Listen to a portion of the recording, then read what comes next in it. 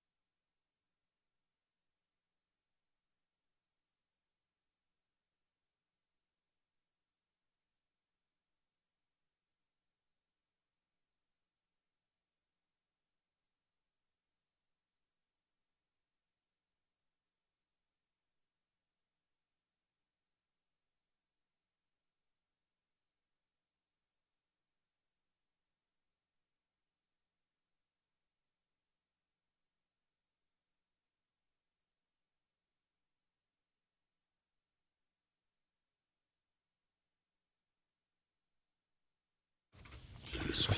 7 o'clock in St. Louis, you're listening to TMA. It's presented to you by Brown and Crouppen, Tim McKernan, Doug Vaughn, Martin Kilcoyne, Jackson Burkett, and Chairman Kurt with you on the program.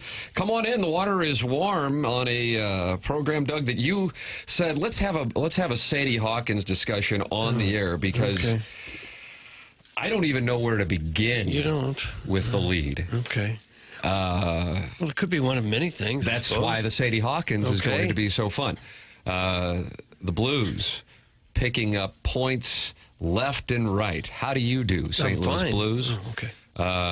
Missouri and Jackson, who still has tears in his eyes from his trip to Columbia, Missouri on Saturday morning. ILL with the backdoor cover on Friday night.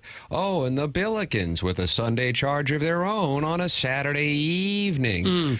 I see it in the dossier listed in the 6th segment. But that must have been a mistype because the Doggies won last night 3-0. And Roman Burkett might not give up a goal. None yet. All season. No. None so and far. then St. Gabriel's winning 2 city championship. There's the lead. Stunning. Yesterday. Stunning. And my sources tell me one was lost on a buzzer beater. Otherwise, it would have been a 3-for, which I think is unprecedented in CYC basketball. But we'll be joined by Cal Kennedy or Fungo to elaborate on that, Doug. So when they lose on a buzzer beater, do they go to a video review at St. Gabe's and wave it off? Somehow I saw that. Someone posted the shot. A shot from the corner. Are you serious? Are you serious? I'm being dead serious. Posted like where? I don't know if it was Instagram or Facebook or one of those. The shot from the corner that bounced around and in at the buzzer. Did you cover this on the 2-5? They look like they were Now I feel like we missed out. Yeah, 4th or 5th graders, so clearly that's the lead. That's what it looked like. I guess, so it is the lead. Martin, there it is. That is the lead. All right. I love it. Yeah, it was a nice shot from the corner. It's one of those, no, don't take that. Oh, yes, we win.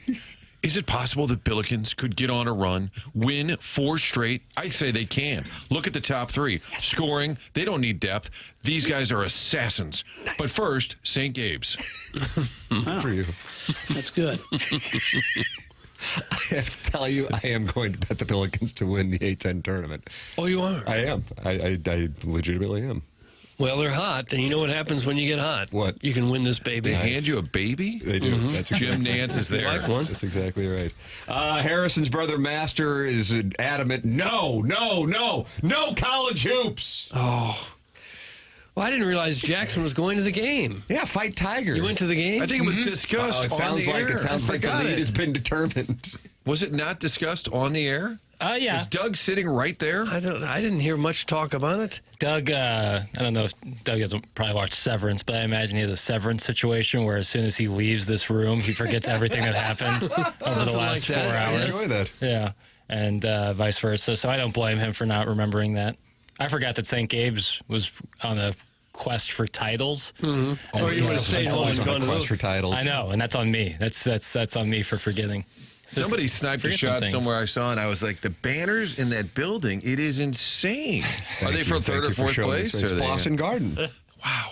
Yeah. Some are from like board games that they won. There was a Parcheesi championship up there. Shoots and ladders, Yes. first place. Yeah. Well, Look Jimmy at Cruz, Tim don't Carroll. let me down, Jimmy. I got you beating Louisville. The Bridgeton landfill fume huffer is in the YouTube chat, which is presented to you by Michelob Ultra. That's youtube.com/TMASTL. SLU needing OT to beat Duquesne and having to win 3 straight to make it isn't up.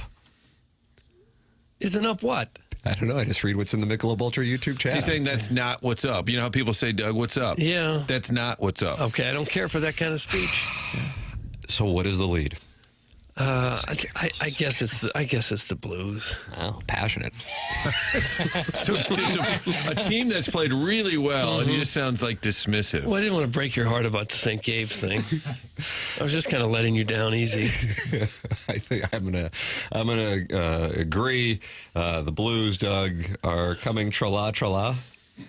Well, I'd say, yeah, still just a point back. I think the fact that they didn't make any deals, that Shen's still here, Bennington's still here after all the discussion, Army stands pat. Mm-hmm. Did you watch Doug Armstrong's press conference on Friday? I did not. Okay. Anybody, Doug? Did No. I heard some snippets. you? Feeling very confident. I don't need to ask Jackson. Missed it. Yeah. My read is they had a deal to trade Shen, and Shen just said, I'm not going to go. That's my read. Could be wrong on that, but that is my read. And hey, that's consistent with what Andy Strickland said when he was in studio with us, that he let him know he most likely wasn't going to go anywhere. But Jeremy Rutherford specifically asked if individual players had expressed, and he said he didn't want to go into individual players' situations. He hasn't done that in the past, and he's not going to do that now. So, hey, Braden Shen didn't want to go. Braden Shen's in here. That night, he goes out and scores, and the Blues beat the Ducks on Friday. And as odd as it is to go on this streak that they've gone on, I actually think the 1 point they picked up on Saturday night against the Kings might be the most impressive of the lot. 3 games in 4 nights. You're down Parayko. You're down. Fowler was out because his wife was giving birth. And the Kings were sitting around waiting for him in the midst of their skid. The Blues had to play the night before in Anaheim. Again, 3 games in 4 nights. Joel Hofer's out there. They had a goal waved off super early in the game. Bunch of things going against them. And they grind and they grind and they grind and you get that point. So from that standpoint, yes, it was a loss. But if you consider all of the factors involved, it was pretty damn impressive. I mean, getting 5 of 6 points out there and you lose Parayko. So he's only out there for one of those games. Super impressive. I feel like Hofer had been a little shaky, too. You've been leaning on Binnington a ton. You needed a game where Hofer would play well because I was starting to lose a little faith in him in the games when they would roll it over to him. Binnington had been stealing games, and that was a game where Hofer got you the point. As you're 6-1-2 since that Four Nations break. I mean, 6-1-2. That's a team that could get hot, Doug, or already. What if they already are hot? Well, they are hot. That's why we can win this baby. Okay. I thought they were pretty fortunate to get that point. You could tell that third period they were out of gas. About 10 minutes or so left in the game. They didn't even try to mount a scoring try. They just sat there and tried to keep the Kings from scoring, dumped the puck to center ice or ice it. They blocked shot after shot after shot. After it was 23 blocked shots. The hits. I mean, that was so often now I feel like a word that gets tossed around is gritty, and oftentimes it means it was kind of ugly. But that game was synonymous with that term. I mean, it was a hell of a point. Listen, I'm absolutely shorting the market on the Blues making the playoffs, and will be very happy to be wrong should it happen. But that is the kind of game when you're in the situation that they're in, and with the schedule that they're in the midst of. That was a hell of a point to pick up because you lose it in the final few seconds, as we've seen happen when they were in their skid in January and February. That would be kind of be a kick in the midsection to add to the Parayko injury the day before. But instead, they pick up the point. And I'm telling you, I was listening to Kerber's call right at the end. That's not spin. That was an exhale. They picked up the point. Yeah, the Kings got it right away, and the Blues didn't have a good 40 seconds of overtime or whatever it was. But picking up that point carries over the momentum, and then you get a few days off before going to Pittsburgh. They did block a lot of shots. That tells me they got a lot of guys who aren't afraid to pet the cat the wrong way. Clip that off. Jackson's trying to take that one in. Jackson, your analysis, what's going on in your inner monologue right now? Like against the grain? Like a Bond villain? Something like that, yeah.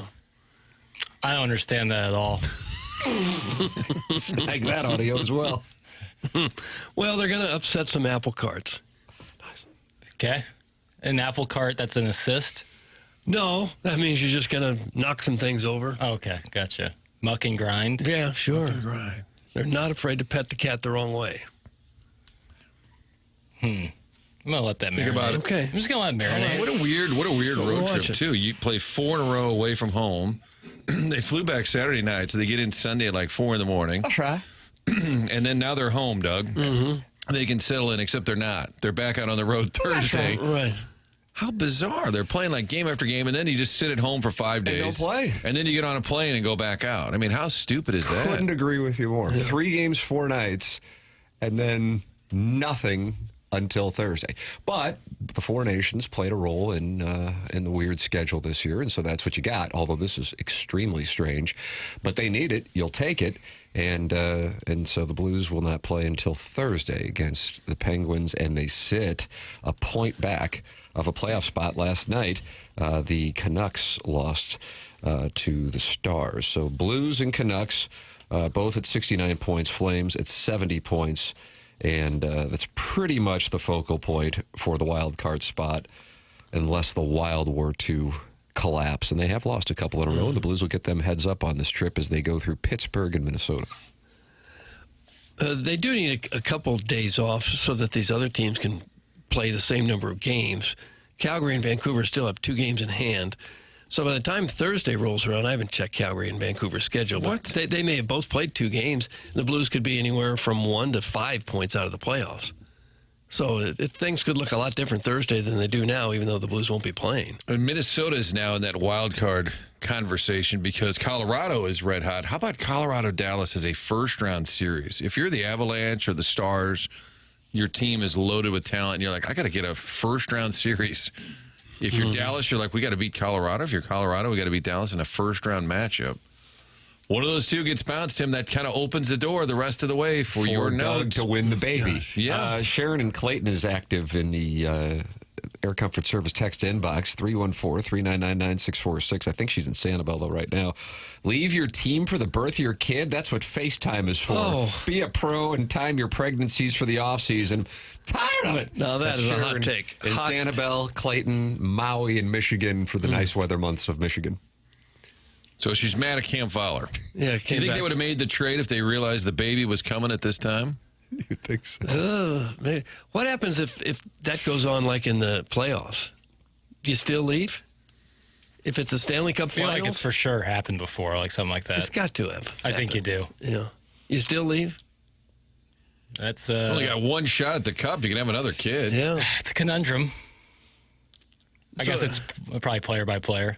So if you're going to time it, it's only a short window where your kids could be born. I thought the hockey thing was having your kids in January. I thought Strick taught us that lesson. Some sort of like arrangement. I don't know. Every effing year, Arch Madness screws the Blues schedule in early March. It's from the 314s of the Missouri Valley takes heat in the air. Now, they do vacate the building to be good tenants to help out the Valley, but I don't understand this week. As far as I know, the Valley is packed up and left, and yet the Blues won't be home till next Sunday. 15 days in between home games. Is there something else going on at Enterprise this week? Yeah. Disney on Ice or something? Yeah. Probably. Concert? You ever go to Disney on Ice, Doug? Sure. Loved every second of it. Doug, Vancouver plays Tuesday night, in case you're wondering. Calgary plays Wednesday night. Okay. Vancouver and Calgary play each other. Get involved on the program. 314-974-0101. Collier and Thompson phone lines. That's how you can get involved on the program. And you can also email in for our Design Air Heating and Cooling email today, which wraps up the program at 10:50 on our Stiefel dossier today. Chris Kerber for the 101 ESPN Blues hit at 8:15. And then at 9 o'clock, the Colonel will join us and talk it over regarding Missouri's, Doug, you call it a death spiral? I've never said that. It's brought to you by James Carlton of the Carlton State Farm Insurance Agency. James Carlton is online at carltoninsurance.net. 415 5-star reviews for James. He's my insurance agent. He has been for the last 6 years, and I recommend him to you. There is a very good chance your insurance went up year over year. A phone call to James Carlton would let you know real quickly whether or not they can save you money, and I would bet you this, there's a very good chance that they can. The customer service they practice is second to none. Online at carltoninsurance.net, 314-961-4800 to go online at carltoninsurance.net. Doug, there are 3 concerts this week. That's from the Pensacola Porpoise. Are there really? It's an active, the Pensacola Porpoise, I guess, runs the building and has checked in and lets us know that in addition to the Missouri Valley tournament, you also have 3 concerts this week. Yeah. It's a busy building. You guys want to take a guess on the concerts? Initials, please.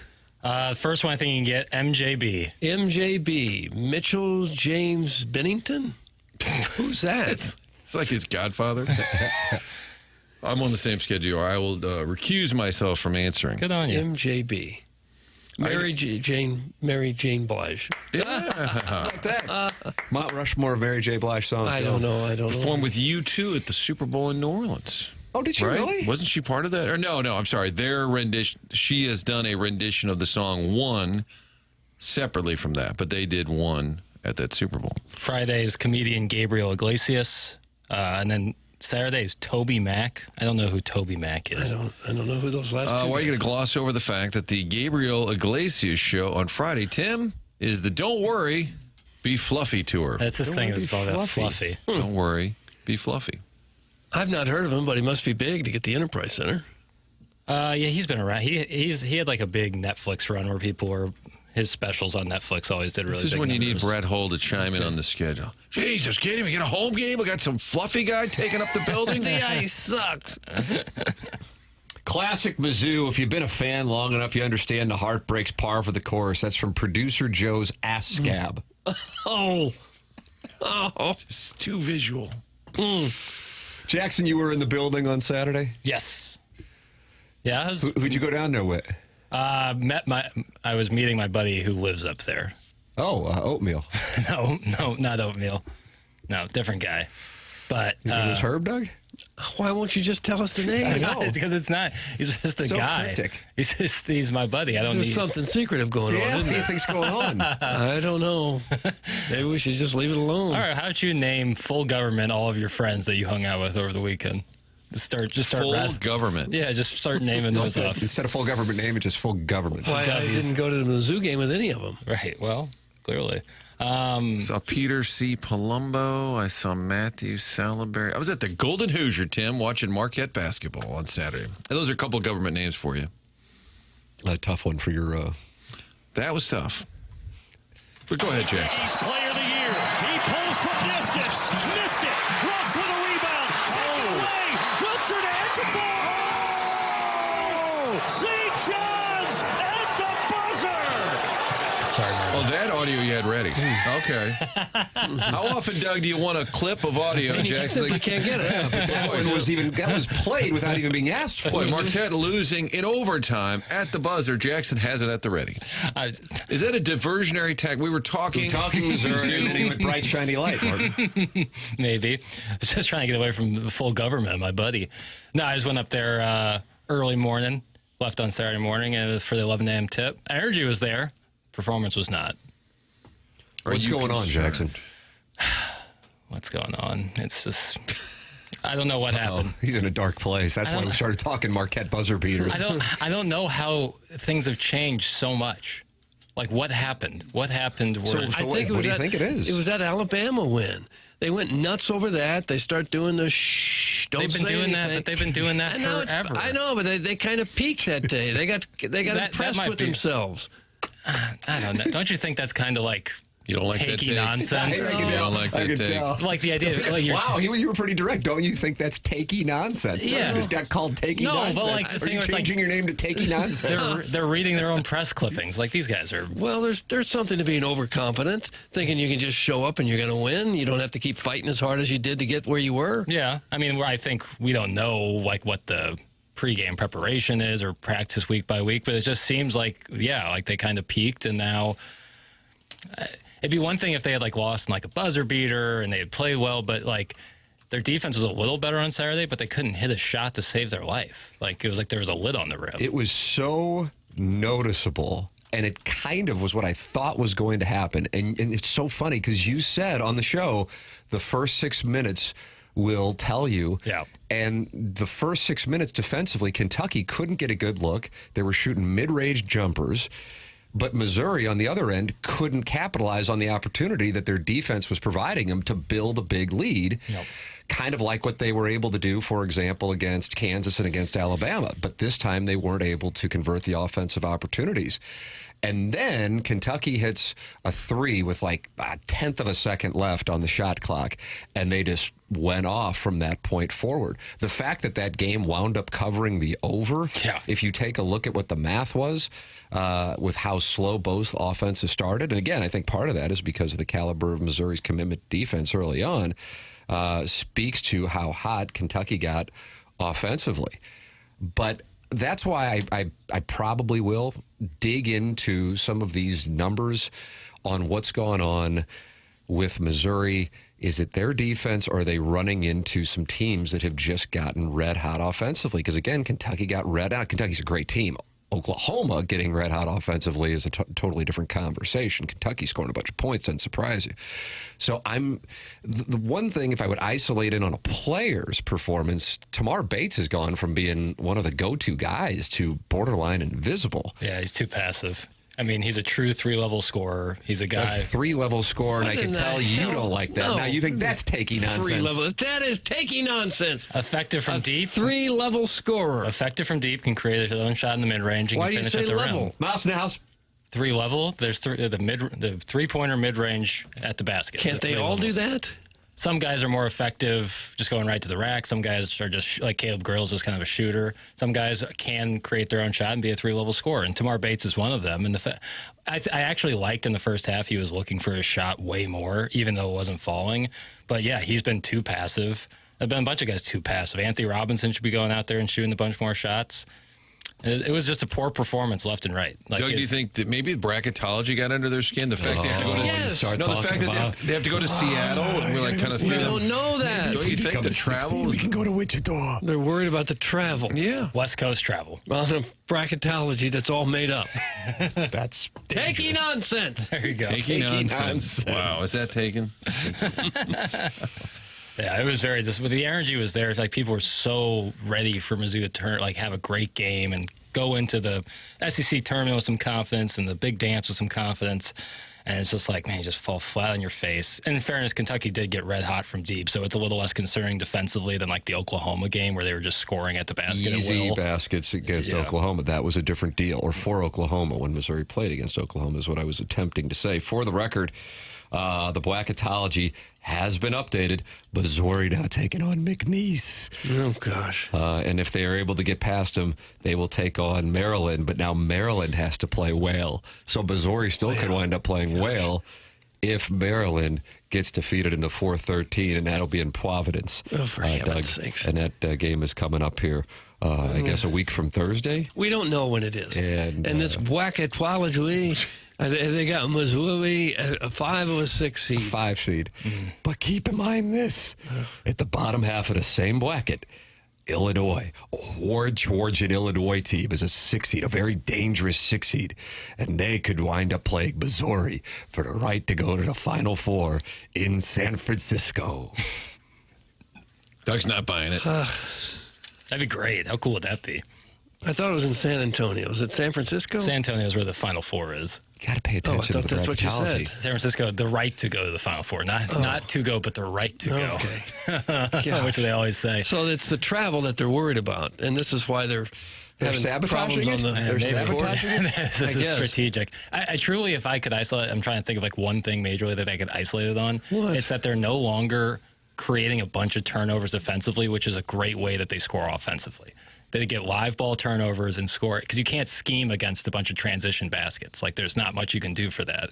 And they just aren't creating those turnovers defensively and turning it into offense. So they're stuck having to play half-court offense basically the entire game, which is not their strong suit. Do they not have a good wide base? Yeah, did you notice that, Jackson? Yeah, some about the base. It just doesn't seem like the defensive effort is where it once was. Like there was a play at the end of the game. He's calling out effort, Martin. I don't. And this guy just was offered a scholarship by Dennis Gates, and now he's questioning the effort of his team. What a problem in the room we have now. I hate doing it because that's like truly like a faux pas. Takey nonsense. It's taking on, but It's columnist fodder. there's one play Nice. I like specifically, that. and I'm getting too into the weeds with it, but it was towards the end of the game. Was this a Josh Gray alley-oop nonsense? No, but God, you got to finish that. Oh, my God. Well, it's not that tall. The ball's right at the half-court line, and Kentucky's about to have a backcourt violation. He saves the basketball, and the Kentucky player furthest away from the play in the opposite corner goes and gets the ball. 5 Missouri players watch it roll by them. Like right there was a perfect example. And then they knocked down a 3. It was a huge swing, and like right there, it's like you have to get that. Like they were so good at jumping on basketball. It felt like they won every single ball that was on the floor. It just doesn't feel the same way. 0-3 since Dennis Gates followed Jackson on Twitter. When will Jackson take accountability? That's from Mr. Licks. Yeah, I got to look inward. How dreadful is it that not only is your team falling apart, but ever since what was the mountaintop for you, Dennis Gates not only offers you a scholarship, but then follows you on Twitter.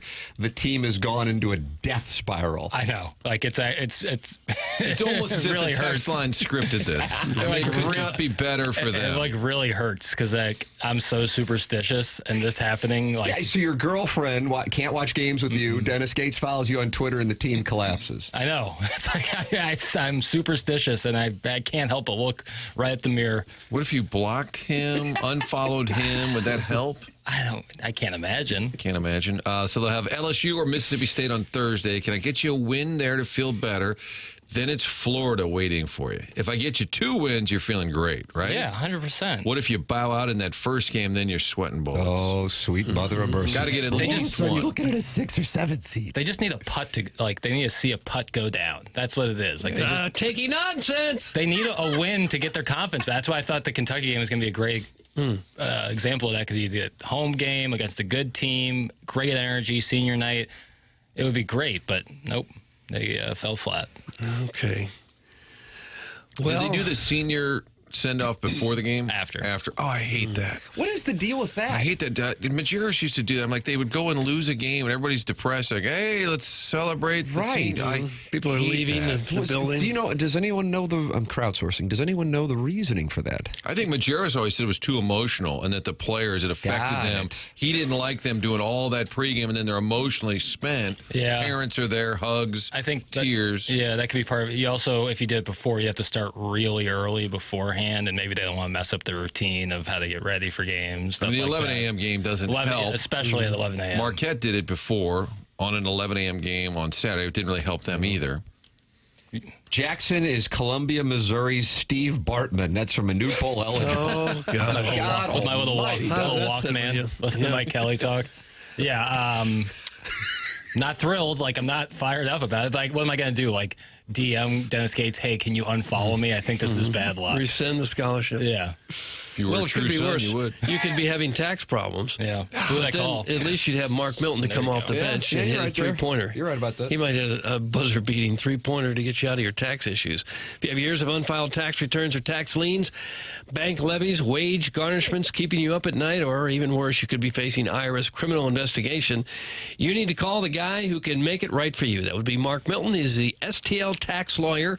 His website is stltaxlawyer.com. Mark started his legal career with the Department of Justice Tax Division in Washington, where he represented the IRS in tax cases around the country and received the DOJ's Outstanding Trial Attorney Award. This guy is one of the best in the country at what he does, and he now helps individuals and small businesses right here in St. Louis solve their tax problems. So if you have any kind of IRS issues, contact Mark Milton at stltaxlawyer.com today, and you'll be saying, I'm just not guilty. I'm with Milty. You're welcome to... Remember, I must say this. Doug's got a disclaimer. Remember, the choice of a lawyer is an important decision and should not be based solely on advertisements. Tim, can I ask you a quick question? I am taking questions. Doug, however, will not. Not So the currently. Blues wrap up a long week in Southern California. They're 6-1-2 since the break. Missouri is in a spiral. What do you call it? A death spiral.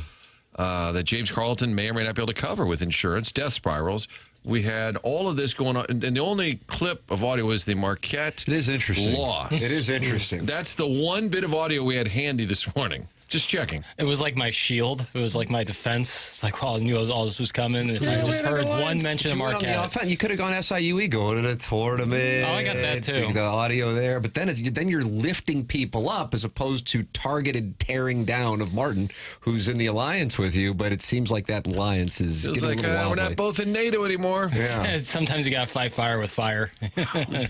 Little internal. Friendly fire. Right, I'm sitting right here. I know. It hurt. It hurt playing it. Thanks. Maybe Jackson should formally decline Dennis Gates' scholarship offer. I think the guys feel him coming for their job, so they might be playing a little tight. That's from Marcia's burner. Yeah, it's true. You think Tamar Bates is going, Jackson's going to take my job? This 6 foot, pasty, They're hearing footsteps. slower than he looks. Basketball player is really going to take our 20, turning 27 this week. You know, That's right. Birthday week for Jackson. Uh-oh. You started posting on Facebook, hey, it's my birthday week. What should I do? I saw that. right? Like countdown, like 8 days to my birthday, trying to figure out what Any to go restaurant to. Rex and Belize? What's the best mozzarella stick in town? What day is the birthday? Thursday. Thursday. Yeah, how about that? And then we got Pisces? Matten's birthday next week, Doug. Week away. Lord. You're Pisces, aren't you, buddy? Yes, Oh, all part of the alliance, Tim. We're back. we're You back. guys Yeah. are back? Yeah. That's why SLU does it still, Mr. Martin. That's from Brian Henshin. And I guess he's talking about the senior send-off ceremonies. Doing it beforehand. It seems more natural. Did you to do it stick that way. around for it? No. Oh, you were that's the out of there. problem. Did you bolted. This guy's bad in the room. I couldn't. There was a bunch of Kentucky fans there. Oh, did you start chirping There was, back and forth? no. But they started screaming like, "Go Big Blue!" And I was like, I can't listen to this nonsense. I have to leave. Do you hate Kentucky as much as you hate Tennessee now? No, I don't hate them as much, but I do hate Kentucky. But not as much. Yeah. Tennessee is just because of the color scheme? No, just their arrogance and they're just hot stuff. You know, they're like stuff. They think they're at the table with Auburn and Bama and Georgia, and they're not. But they'll tell you they are, and they'll reference national championships from like, you know, black and white TV era. Oh, shot at T. Martin's run. Yeah, there's that one. 1998. Yeah, I there's did that look one. up And that's with the SIUE Edwardsville. That's redundant. With the Cougars making it to the NCAA tournament, I looked it up because it's their first. The all-time leader, I believe, is Kentucky at 61 tournament trips. Is that right? 61. Number 2? Guess, number 2. UCLA. I was going to go with North Carolina. Yes, at 53, followed by... Kansas? Yes, Doug's team, Kansas. It's not my team. 61 appearances. When was the last time they didn't get in? Kentucky? Yeah. It happened in the last 10 years, right? Not getting in the tournament? Yeah, it was the last couple of years. Sounds right. Yeah, there was one year where they were like super middle of the pack in the SEC. I stuck around to celebrate the seniors. Jackson is weak-minded. That's from the co-founder of Fairmount Parks Players Club. Listen, like I said, I wanted to. Really but specific. There's too many Kentucky fans screaming "Go Big Blue," and I couldn't. I hate that so much. Like in Well, they Missouri. were doing that during Missouri's. No, but during the game. Well, yeah. Well, why Of wouldn't course, I get why they did it. I didn't have to be there for it, though. I didn't have to hear it anymore. I heard enough. After the game, did you hustle off to some speakeasy? Yeah. Did you go to a cocktail No. lounge? Where'd you go? I was just hanging with my buddy. Boy, it's so vague. We can't get. Really? You just can't really get Well, any because any solid detail I advice? give is then Why would we know artillery. we had lunch or dinner or whatever? We had a big breakfast, so there was no lunch. big breakfast. What did you have for this mysterious breakfast? It's all going to be artillery. No, that's what I'm saying. Artillery, no matter what I'm you say. calculating what I say. Did you and your buddies just grab a burger or a beer, nothing after? No, Okay. You were so depressed. no, that wasn't why. Kentucky 4 years ago, 9-16. Yeah. That was one of those weird COVID years. But Coach Cal also missed it in 2013, the year after they won the national championship. They missed Oh, really? out. They probably had a couple sick players on that team, if I had to guess. Well, the realization is hit you guys. Missouri in the NCAA has got one thing going for him. Oh, wait. No, they don't. NCAA choke on that, Jackson. That's from the 314. Right better than that. Sick text. Right better. Sick text. Really? Good one. Well, the realization is hit, you guys. Right better than that. True, son! My ass! That's from John Lithgow's Harry Henderson, furious with Jackson for leaving. Yeah, but if I stayed, they'd be like, oh, nerd. You hang around after the game for an hour and a half. Listen, Well, just to pay tribute to the seniors. What kind of nice. teammate do we have here? That's the thing is like senior day, like the most tenured player on Mizzou is Aiden Shaw as a junior. Caleb, like these guys have like at most been there 2 years. Still unpacking. It's not the still same. Unpacking at their apartment. Yeah, it's not the same as like when Kim English had senior day. It's just not doesn't have the same. Jimerson has rental properties all over town. Right. And these guys, like you moved said, 3 times. yeah, like these guys are living out of their suitcase still. Jackson, in fairness, I want you to have the opportunity to address this, but we do have a witness report of where Jackson was following the game. After the game, I saw Jackson dancing topless at the Denny's on Rangeline. Oh, really? But he was able to pull it off. That's from Shooter McGavin. I'm more of an IHOP on Business Loop kind of guy. Part of that big breakfast you I had, like Grand to Slam dance. breakfast? Yeah, is Denny's where you get the Grand Slam? I believe so. Yeah. I will enjoy some fake Jackson sightings the rest of the day on the text There's line. been a lot in the history, my tenure. There is a gentleman who is adamant that he saw Jackson dancing by himself at Tin Roof downtown, like after opening day game a couple years ago. No, that was referenced that it was on like my birthday, like that I went down by myself. That I went down by myself and was at Tin Roof. Where was Sweet Sweet Herb at that moment? I'm just not going to conflate all your friends. Yeah, oatmeal, herb, sweet guy. Get involved in the program. Many are already. More than 200 people are in the YouTube chat this morning. YouTube.com/TMASTL, and they're talking it over. That's brought to you by Michelob Ultra, the Air Comfort Service text line, active as the day is long. 314-399-9646. You want to make sure you're on the air, you call the Callier and Thompson phone lines, 314-974-0101. The Stiefel Dossier features Chris Kerber, 8:15, Gabe DeArmond, 9 o'clock. This is the Morning After, presented to you by Brown and Crouppen on 101 ESPN and the TMASTL YouTube channel.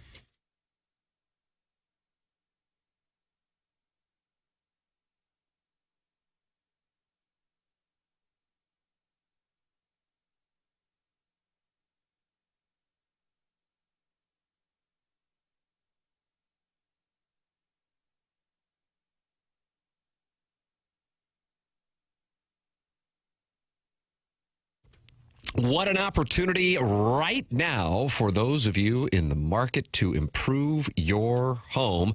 It's Universal Windows Direct. Tax season's here, and what better way to reinvest in your home than with brand new energy-efficient windows? During Universal Windows Direct's tax time sale, you can save big while making your home more comfortable and energy efficient. Right now, buy 2 windows, get 2 free, and there's no limit. Need 4? You'll only pay for 2. Need 20? You'll only pay for 10. It is the perfect opportunity to upgrade your home without breaking the bank. And here's something that'll make your wallet even happier. Pay no interest until 2030. That's right, no interest for the next 6 years, making it easier than ever to afford the quality windows your home needs. Universal Windows Direct is giving you an extra $500 off your home improvement project. It's Universal Windows Direct. Call 314-334-2522 or visit universalwindowsdirect.com to schedule your free in-home estimate today for the last windows you'll ever need. Go with Universal Windows Direct, and like me, you'll be saying, I love my windows.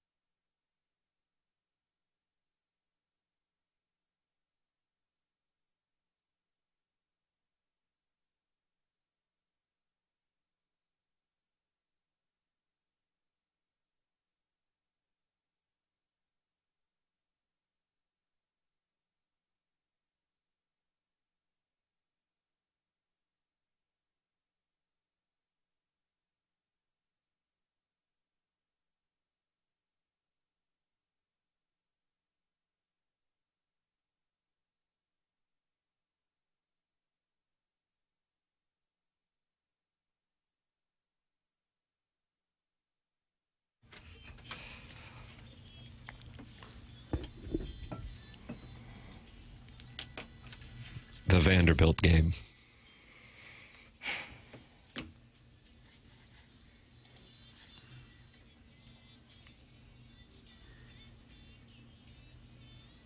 Boomer Sooner. Mm-hmm. That one got you too?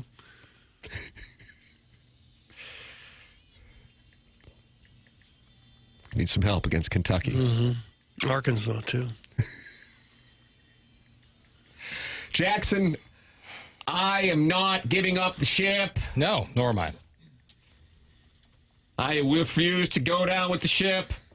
The ship will sail. This team is going to shock the world.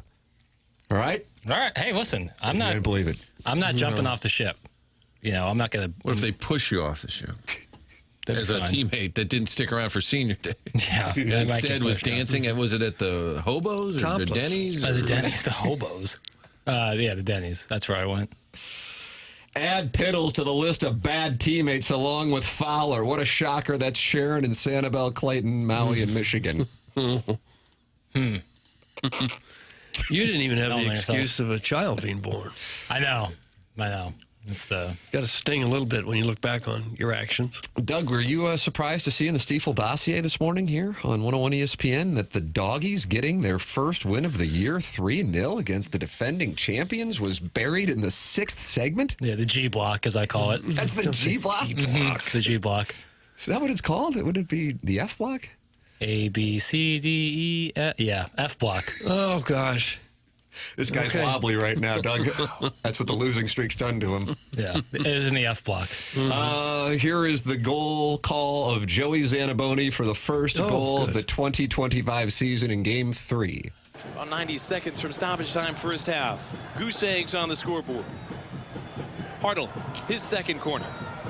Right foot. Mitrovic goes for a catch. It dings around. Pitbull Yes. in the back of the net. Oh, baby. Cedric Toyshirt on the doorstep. Jams it in. We're alive in 2025 here in Los Angeles. City leads. City leads. I was in my car. I heard were it. listening. I heard it as it happened. There's another call. I don't know if we can find it. I'm Kurt sourcing, but Kurt sourcing. I'm Kurt I like sourcing that term. because they played some clips at halftime, and Roman Burkett, he's your captain and your goalie, made a save, and I believe Joey said something had expired. He said, like, my neighbor's temporary tags, and I kind of visualized That's a good one. the tags. Oh, baby. I like that one.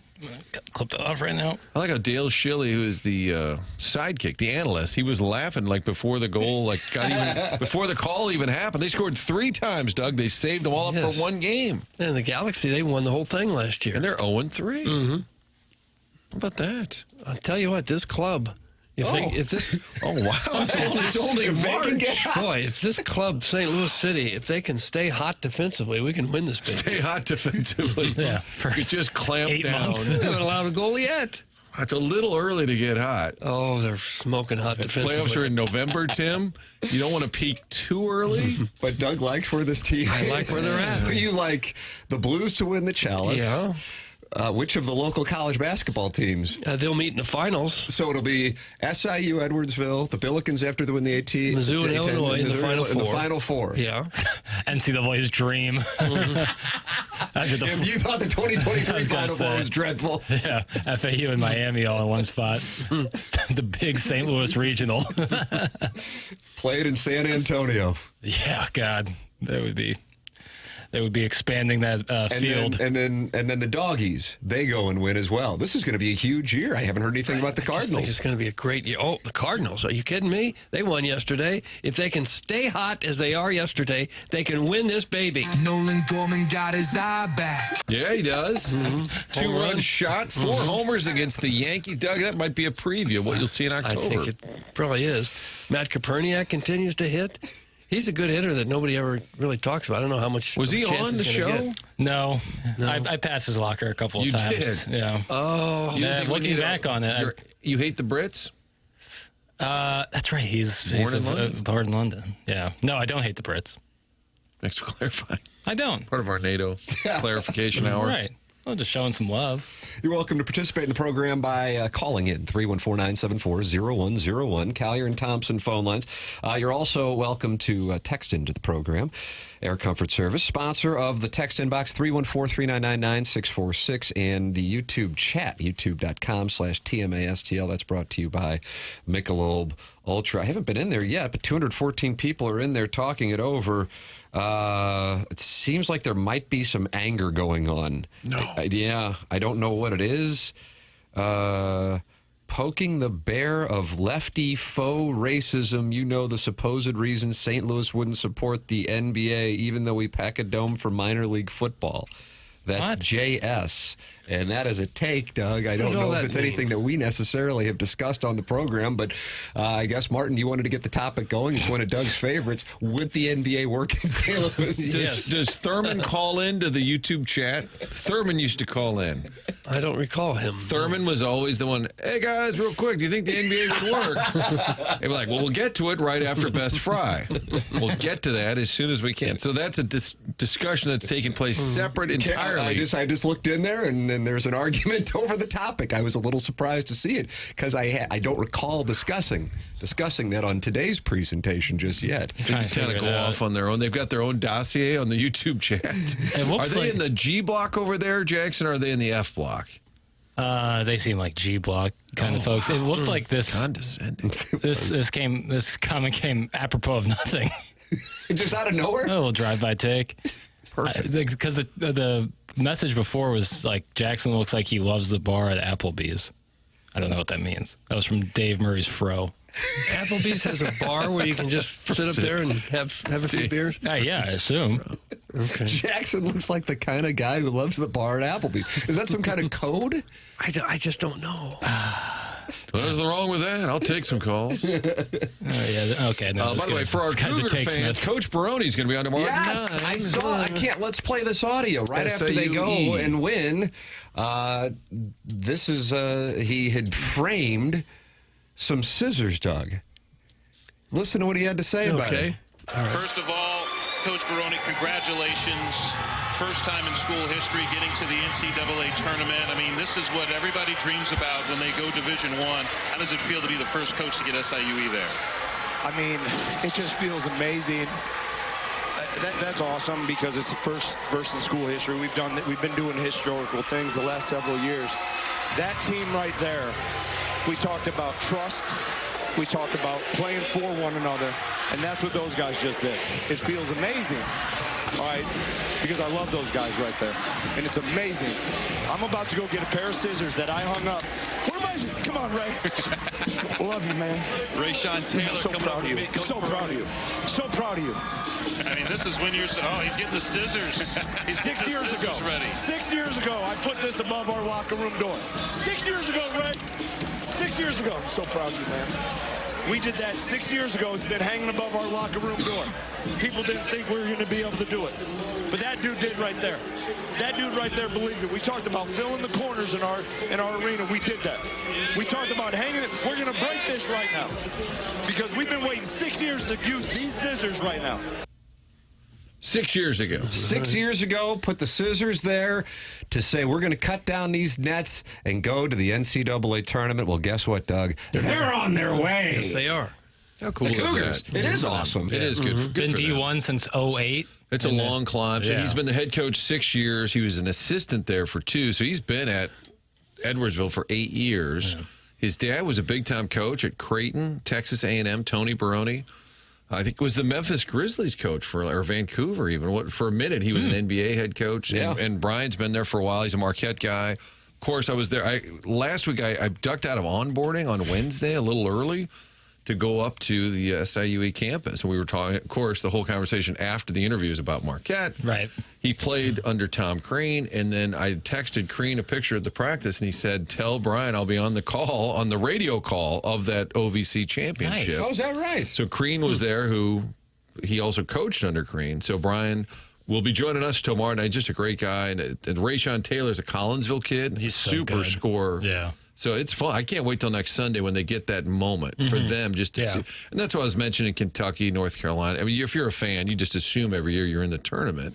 It's just so cool to see some program get it for the first time. That's the cool part about March Madness is that no matter how small your school is, there's a chance that you'll have the national spotlight on you. Well, you might not just have the national spotlight on you if you're SIU Edwardsville, because right now Joe Lenore has them playing against the best team in the country. Oh, no. War damn Eagle. Oh, no. Just be a better story when they get hot. Did you watch that? Knock off Auburn. Mm-hmm. Did you watch that War Dam Bama game? Yeah, how about that? Alabama goes into War Dam. That was impressive. Back-to-back losses. See, it's not just Missouri losing. Yeah, I'd be a little more confident if I was Auburn. They read their press clip. Although I don't know what's going to happen with Chad Baker Mazar. He might get, I don't know what the deal with. He just. You remember Debbie Mazar? She played Henry Hill's girlfriend in Goodfellas. Yes. Well, yes. Publicist and Entourage, too. That's right. He gave, like the people's elbow right to the back of some guy's head. But Mark Sears knocking a little floater for the W, that was impressive. Alabama still, like, if you're a Missouri fan who's only watched, like, the one Alabama game, Alabama can play some hoop rock. Let me tell you that much. Over-under SEC teams in the Final Four. 1.5, over-under. Whew, that's a good question, Martin. That's the right number, sir. Absolutely is. I'll go over. I think either Bama, Florida, or Auburn are very likely. Dennis Gates brought up following the game on Saturday, when asked if the team is just peaked too early and they're beat up and, too tired at this point, he actually did say, I wonder, and I'm paraphrasing, if the SEC is just so good that we're all kind of wearing it here at the end of the year, and he'll be curious to see what happens in the NCAA tournament. Yeah, totally. Now, non-SEC people will say that then you're just looking for an excuse if they come up short. Right. So you have that narrative to go along with the college football thing. I don't know. The Missouri thing is stunning to me. Yeah. They're not. It'd be one thing like A&M has had at least a 3-game losing streak. Bama was staring down the barrel of a 3-game losing streak. They've had teams that have gone on 3-game losing streaks, but they've looked bad in the 3-game losing streak. Like, it's not like, oh man, you got unlucky a couple of times. No, they're not playing good basketball, and that's what I think is most concerning about it all.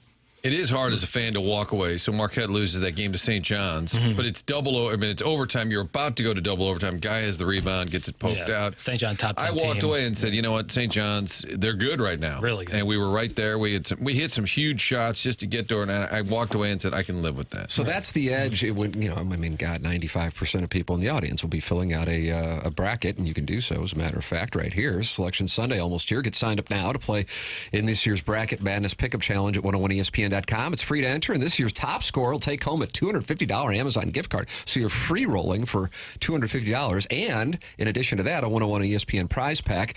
See the contest rules and sign up to play now at 101ESPN.com. The Bracket Madness Pick'em Challenge is refreshed by Bud Light. When people fill out brackets, understandably so, oftentimes, like Missouri fans right now would be taking, the feeling going in that they're falling apart.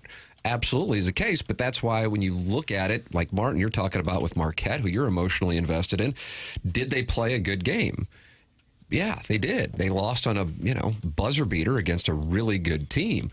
So you have to separate, if you can, from the ultimate result if you're going to try to handicap teams going in. And that's the issue. So rarely do you see a team floundering like Missouri is that then actually goes on a run. But we just happened to have seen it last year with an 11 seed in NC State. But those stories are few and far between. And then NC State whacked their coach. My God, I saw that. How about that? They take him to the Final Four as an 11 seed, win the ACC tournament, and he's fired a year later. What have you done for me lately, Keatings, I guess. Yeah, that's brutal. Well, they were going to fire him last year. Remember that? They were going to fire him, right. and then he won the ACC tournament. They're like, well, I guess we can't fire him. That's what they got with Mike Woodson going on right now at Indiana. Mike Woodson in Indiana's going to go to the tournament. Yeah, they're like, well, he's going to leave at the end of the year, and then they get red hot, and it's like, oh, well, maybe we keep Woody around. Chris Kerber going to join us coming up in 20 minutes as the Blues are on a heater, and they will have a few days off before they try to keep it going. Maybe this game against Minnesota will wind up being huge if Minnesota starts to stumble a little bit. Minnesota now the number one team in the wild card race. And then Vancouver who loses last night right there with the Blues and Calgary. So we'll have that for you coming up at 8:15. Gabe DeArmond at 9 o'clock. Design, Air, Heating, and Cooling email of the day at 10:50. There is your Stiefel dossier. This is TMA on 101 ESPN and the TMA STL YouTube channel.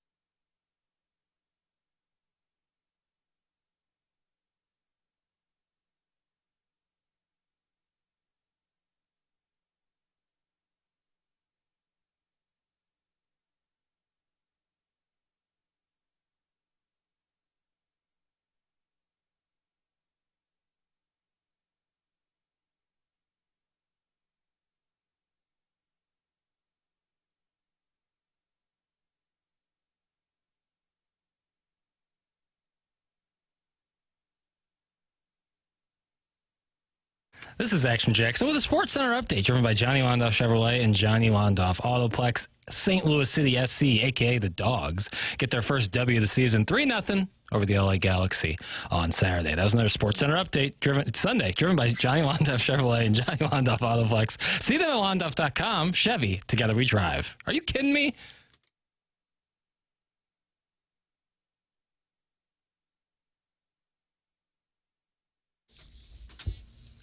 It's TMA 101 ESPN. Tim McKernan, Doug Vaughn, Martin Kilcoyne with you on the program. Jackson Burkett's on these ones and twos. It's the Fisher Window and Door Store, 8 o'clock hour here on 101 ESPN. Chris Kerber joining us, coming up on the Stiefel dossier at 8:15. Gabe, DeArmond at 9 o'clock. And your emails for the Design, Air, Heating, and Cooling email of the day, the morning after at InsideSTL.com. Jackson, what do we have here on the Cardinals? I see you have in segment 3. Oh, sure. What do we have is the question. They played the Yankees, and Arenado did not walk across the diamond and leave with the team. So there's your headline. Guess he's here to stay, Tim. He took an 0 for 3 yesterday. Arenado? Opening day just around the corner. I know. I have. I close on the 4th mortgage to pay off the bets. How many bets do you actually have? And these are that he would not be there on opening day, right? I have 3 bets with listeners for a total of $50 apiece. It's And always I good to love bet. the return on investment that I'm getting out of this. I was going to do $250, and I don't know what happened, but for whatever reason, I only wound up doing 3. And the truth is, I have no idea who I bet with. So the way this will work is if I actually win, I have no way to track it down. Perfect. So it's totally upside down. And then theoretically, some people who didn't bet with me can say, hey, you owe me $50. And I'll be like, it's worth it just to make them go away. Kind of like Mel Gibson and Ransom. But if there's I don't. You just pay. But if there's 20 or 30 of them claiming, hey, Ted, At some point, you might have a problem. Yeah. At some point, I'm Tell your wife, I got to settle up with who? I don't know. Listeners, some bets that I made. Well, Gabe's didn't cover. The Arenado. I mean, in New York, the Yankees, that is the talking point. Plus, Garrett Cole now is hurt. And so they have a third base situation. They have a starting pitching situation. And so Yankees fans are going, the Cardinals are the obvious trading partner. And there's frustration with Steinbrenner that they're not making a move. Yankees claim to be out of money. There you go. That's hard to believe, but that's what they're claiming. Yeah, I'm not buying it. Well, I'm sure the Cardinals were wishing they were out of money too, because they would probably love to send Arenado to the Yankees. Right. Right now they got Peraza at third base, I guess, the Yankees. Doug? Well, what are they waiting for? I think that's their guy right now. So Tim's original question, Jackson, was, what do we got, Cardinals? And we bought you some time. I felt like we were buying time. And then I saw you over there perusing the keyboard. I'm doing some other stuff. Oh, okay. What more? Sorry. I didn't mean to interrupt. Are you moonlighting with another gig? Wow, there's other What are you producing for Buck and Chuck? What are you doing? Buck and Chuck. No, I was preparing some other things. Okay. What? Doug, you preparing other things. The Roman Berkey save. Martin sent me the audio. Oh, did you have to edit it? No, it doesn't need to be edited. I have no idea. I forwarded Workshopping live on the air. This is the good stuff right here. Friend of the show, Luis, I mentioned there was a save, and Joey Zanaboni referenced expired license tags, which is a very St. Louis thing. I think Charlie Brennan tweets about it often. Here's the call. One moment. Oh, or not. Galaxy get a turnover on the city end. Parente shakes and bakes against Vaughn, slips one to Royce, has a runner. Oh, Roman Berkey! Making the chance expire like my neighbor's temp tags. Falls to the ground, repels a volley, and now won't face a second chance. Galaxy get another runner in the form of Miller, who slides and hits a shot way over the goal. There you go. Okay. Expired. It was quick. Pretty He was quick nice. with that one. Mm-hmm. Yeah. He was ready to go. And then was ready to continue calling the game after that. Impressive. Sometimes you just forget that your tags are expired, though. I've had Yeah, that. but I've seen a couple before. There are some that go back to like 2022 around. Yeah, there's a couple, especially with plates, like those temporary plates. You'll see a little couple white sheet of You'll see a paper. couple 23s on there, and you're like, oh, how's that surviving? Guys, I'm headed to spring training Wednesday. I'll Hawkeye for you guys and report back if I see any shenanigans. That's from Floyd Velvet. He's got a Hawkeye for us. I like that. Floyd Velvet? Who's Floyd Velvet? That's a good name. That's a really good name. Did you enter the name for him? He just calls himself Floyd Velvet. His number is just up in the. Well, I'll change that. You're going to give him. You're going to do that after the first week of the month. That's a really good start name. making exceptions. I'm just telling you. Now you're going to have other people text him wanting exceptions made. You're going to do it because you like the name Floyd Velvet. Yeah, they're going to need a name as good as Floyd Velvet. It sounds like some like grandfathered in. Yeah. Well, it's fine. He's stepdadded in. Somebody said the alliance is vaporized. Yeah, it seems like it is. It's a real two-way dance with death pretty much every day. We're back at the table. Yeah. We renegotiate daily. 2022, Tim. The other day I saw a 2019 tag inspiration in the city. Way. Oh, 2019. No That's from way. Uncle Wally's plastic ear. Fine. 20. No shot. I'm going to go to Charlie Brennan's Twitter handle. I'm surprised you're so adamant that there's no shot.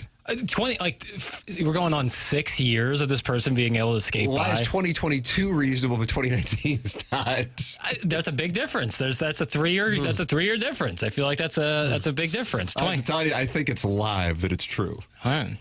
Unless you didn't. Maybe if you never drove. I'm in awe of the number of vehicles I see with expired tags. And then you go into the DMV waiting like a sucker when apparently you don't have to. Happened to me just last week. I bought a car last month and had the temporary tags on before I got to the office, and I got to the office a couple days late, and they nicked me for like $25. Really? Mm-hmm.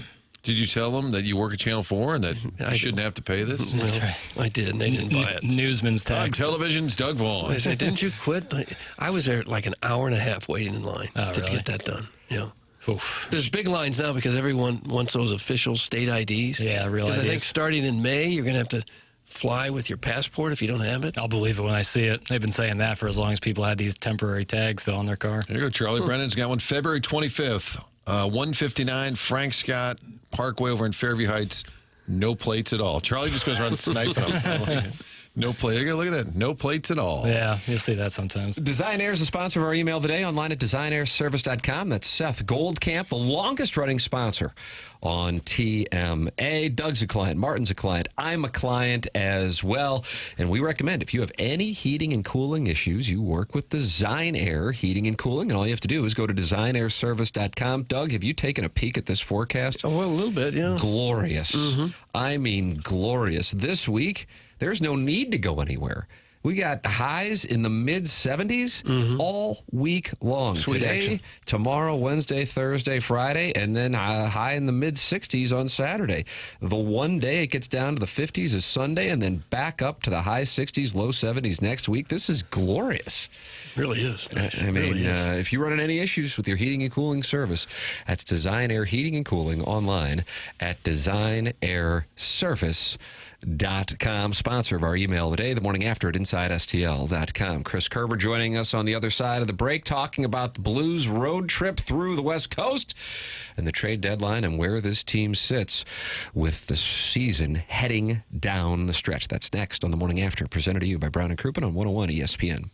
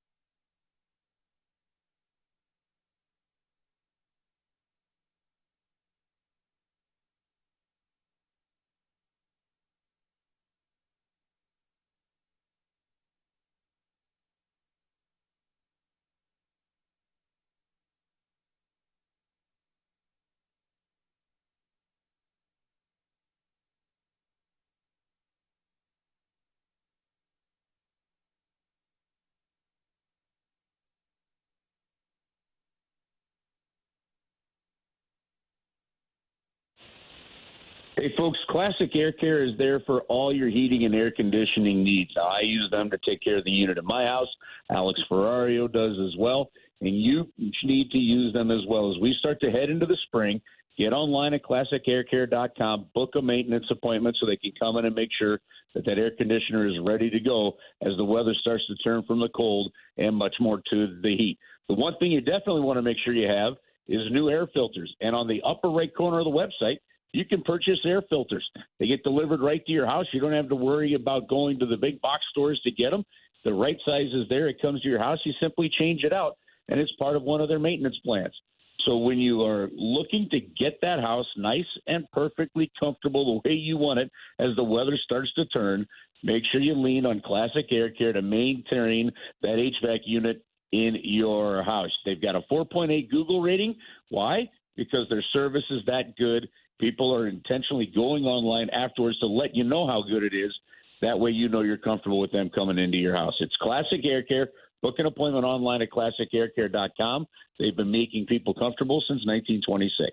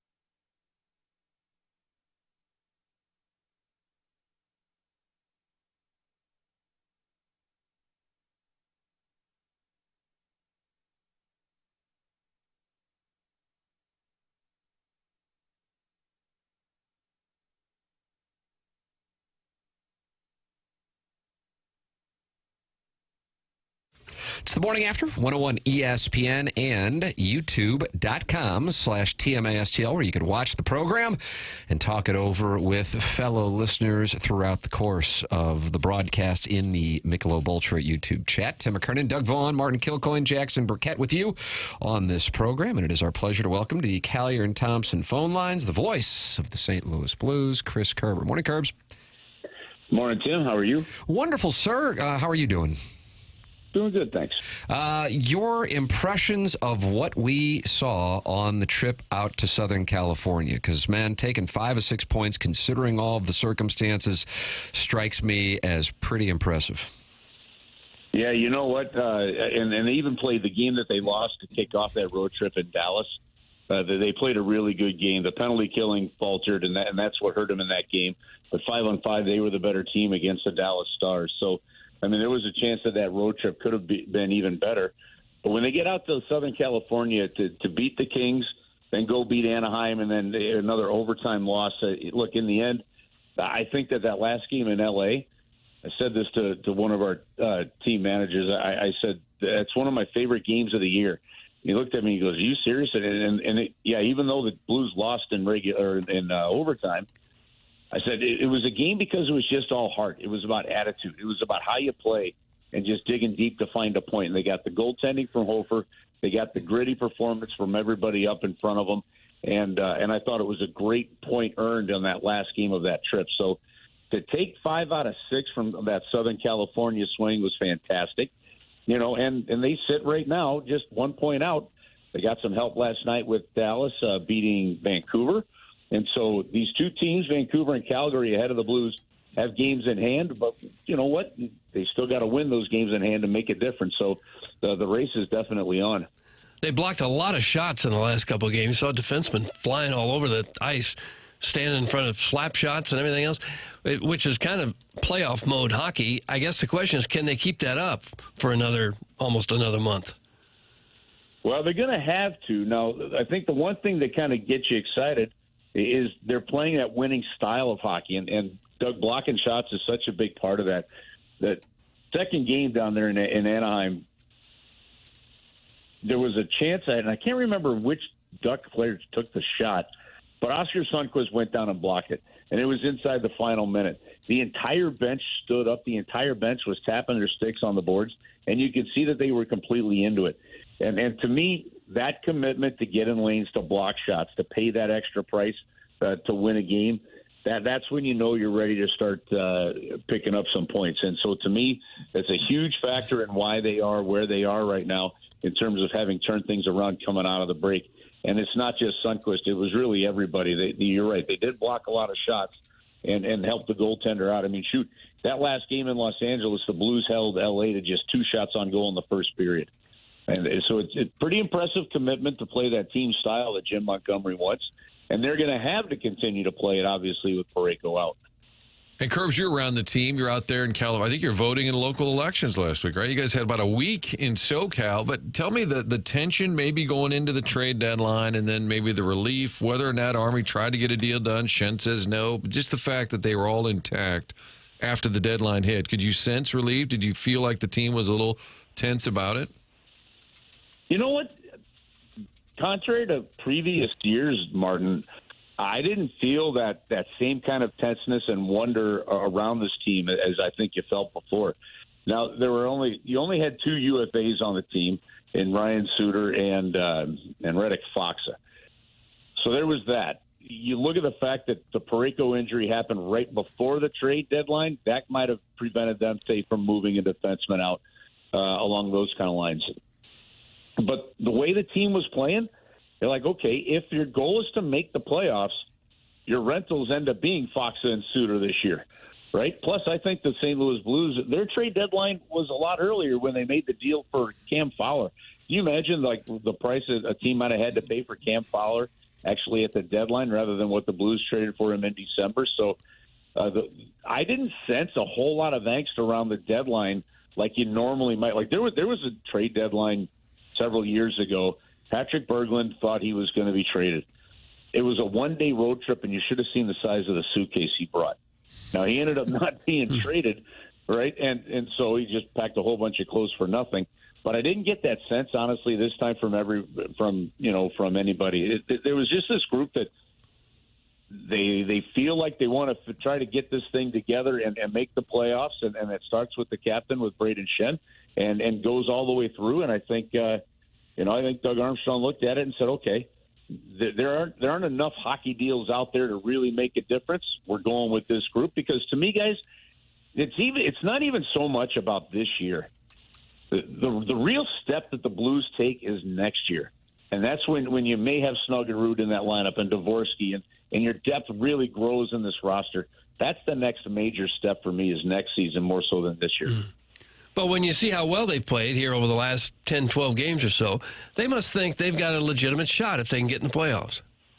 Oh, they do think they have a legitimate shot, and they do. And, the other aspect about it, too, is we focus kind of on Calgary and Vancouver because those are the 2 teams just ahead of you battling for that second wild card spot.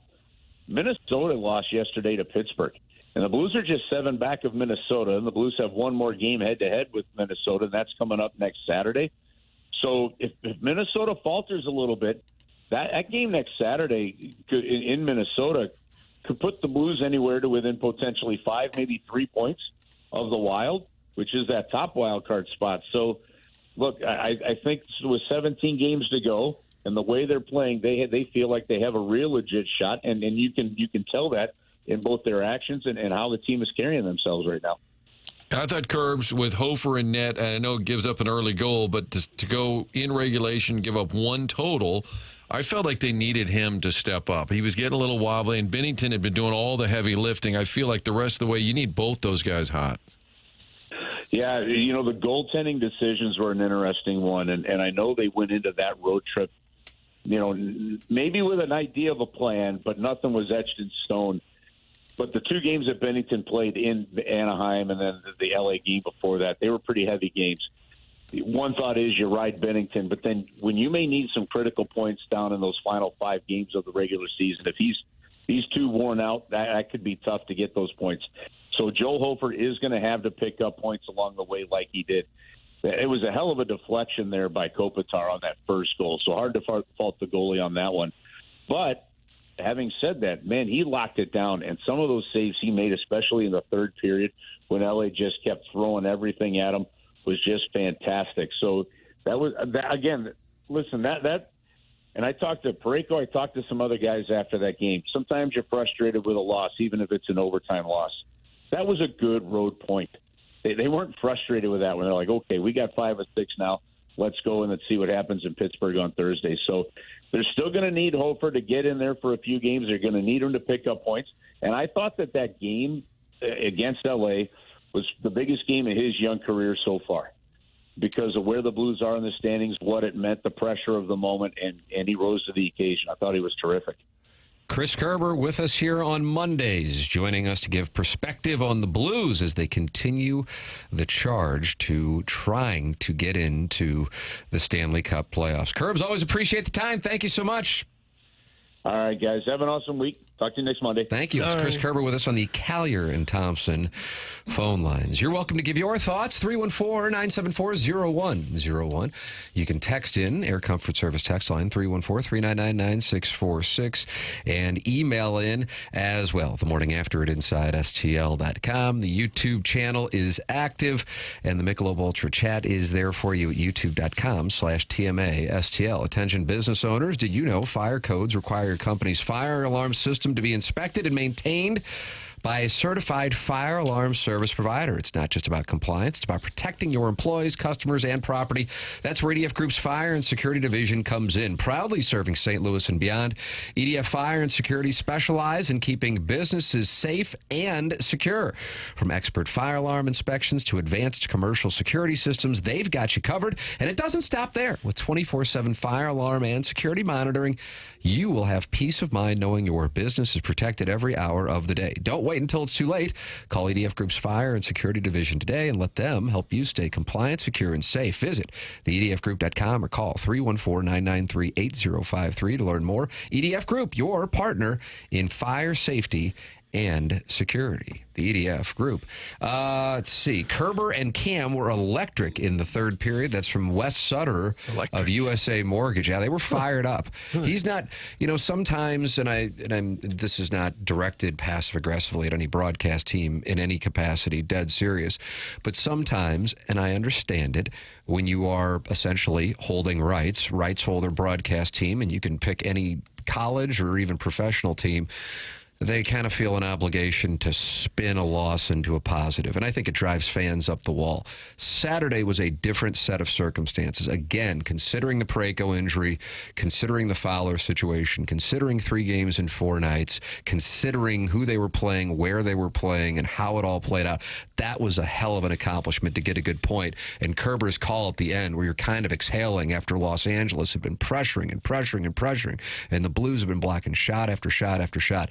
That was a legitimate, man, it's great to get 1 point. That was not okay, we got to spin it because these guys are fumbling around and we're collecting a paycheck from the team. That was a feeling of, that is a great point to get. And I think that it was, because now you get a chance to break and see where things sit when you get a chance to come back on the ice on Thursday in Pittsburgh.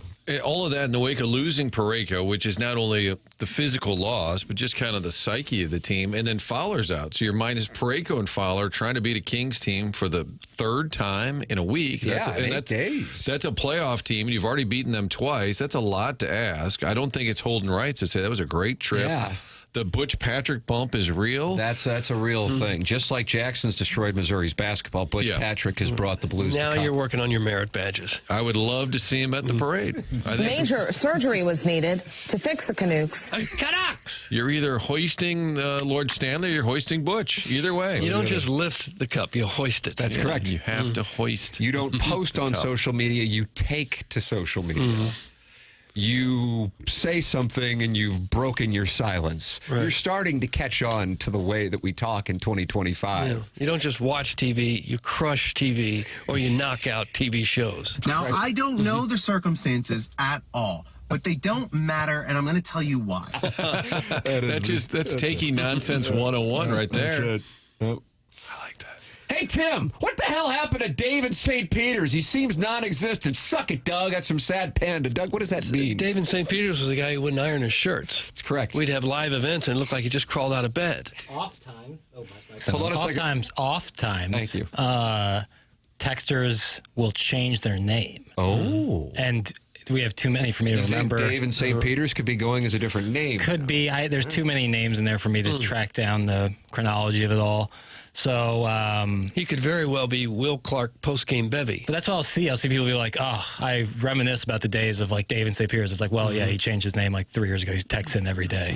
Like it's sometimes you just gotta put it in neutral. Gets to be a problem. Dave in St. Peter's, call in. Yeah, 314. What is it? 974-0101. Iron your shirt first. KG's Big Dong says in the YouTube chat, Doug is growing up with a sad emoji. I'm growing up. You're growing up. He's sad about it. You're like a 60-year adolescence. Well, it feels that way sometimes. Yeah. Not to ever have had a real job or anything. Right. So he can't call in. So maybe he's ironing his shirt right now before he calls. That could be. How often do you guys iron your shirts? I iron dress shirts after they come out of the laundry. My wife will offer to because she'll say, "How about that?" She'll say, "You're not going to wear that, are you?" I'm like, "Oh, it's fine." That's take a nice thing. I'll take my hand and just press it. And she goes, "That doesn't do it." Yeah, but you can cover with a suit jacket. For the most part, I like even a golf shirt to go to the dry cleaner. Just dry cleaning golf shirts. Yeah, Lottie frickin' duh. Feels a little. Wow, look at Jackson countering. Wow, you. Extra starch. This alliance, Martin. Wow, extra starch. Chairman Kurt and I will be adding to our alliance. All of a sudden, we're getting invaded by Tim and KG because our alliance broke down. It's falling apart. Design Air Heating and Cooling not falling apart. Martin, you're a client at Design Air Heating and Cooling, just like me and Doug. DesignAirService.com. Let me tell you, Comrade Jackson, this alliance is strong. The one with Design Air. They've been around St. Louis since 1904. Was that the first year, Doug, you were at Channel 4? The second year? Second year I was there. Going away. Now you've grown up. Cover the Olympics. You and Coach Connors on the scene at the Summer Games. Design Air, nonetheless, has been around since 1904, and they continue to be a family-owned operation. A lot of names in town. Successful businesses, they'll sell the name to an out-of-town company and just sort of make you think it's still a St. Louis-based business. Not the deal with Design Air, Seth Goldcamp and the family. Now a fourth-generation, longest-running sponsor of TMA. They bring you that email of the day. DesignAirService.com is the website. If you need to set up an appointment, you can do it online. Great technicians. You hear the stories on this show. People who have been satisfied customers, whether it's fixing the furnace, replacing the furnace. And again, this time of year, the AC is going back on. Get tuned up before summer arrives. Do all of it online at DesignAirService.com. Oh, sure, Piddles. No need to acknowledge the loyal listeners. They're truly the only thing that gives you any sort of job security. I can see how you can be so blasé about them. They're basically irrelevant. That's from Sharon in Sanibel / Clayton / Maui / Michigan. She's getting feisty. She's been on vacation a while now and getting feisty. But I don't understand her criticism. I don't acknowledge the listening base. You do seem a little bit snooty. I guess. I don't understand the credit. Did you say something when we were discussing Dave and St. Peter's? Did you say something somewhat dismissive about the Texans? I don't recall. No, I was just saying they change their name sometimes. So, like, you might think someone's disappeared when really they just changed their name. Mm-hmm. I wasn't okay. Sharon Clayton seems to be on a real war path for me. I don't know what I guess just not liking hockey is enough to hate somebody. Well, it could be. You can email in and talk it over the morning after at InsideSTL.com. Call it 314-97. But only if your shirt's ironed. That's correct. Text in the Air Comfort Service text line box 314-399-9646. A great story this morning, and it's on Yadier Molina and where he has been and what's been going on. Katie Wu of The Athletic with this story.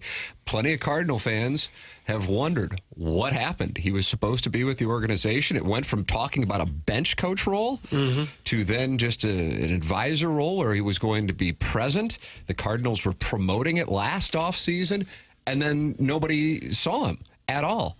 Molina talking it over, explaining what's been going on. We'll have that story for you on the other side of the break. This is TMA, presented to you by Brown and Crouppen on 101 ESPN and the TMA STL YouTube channel.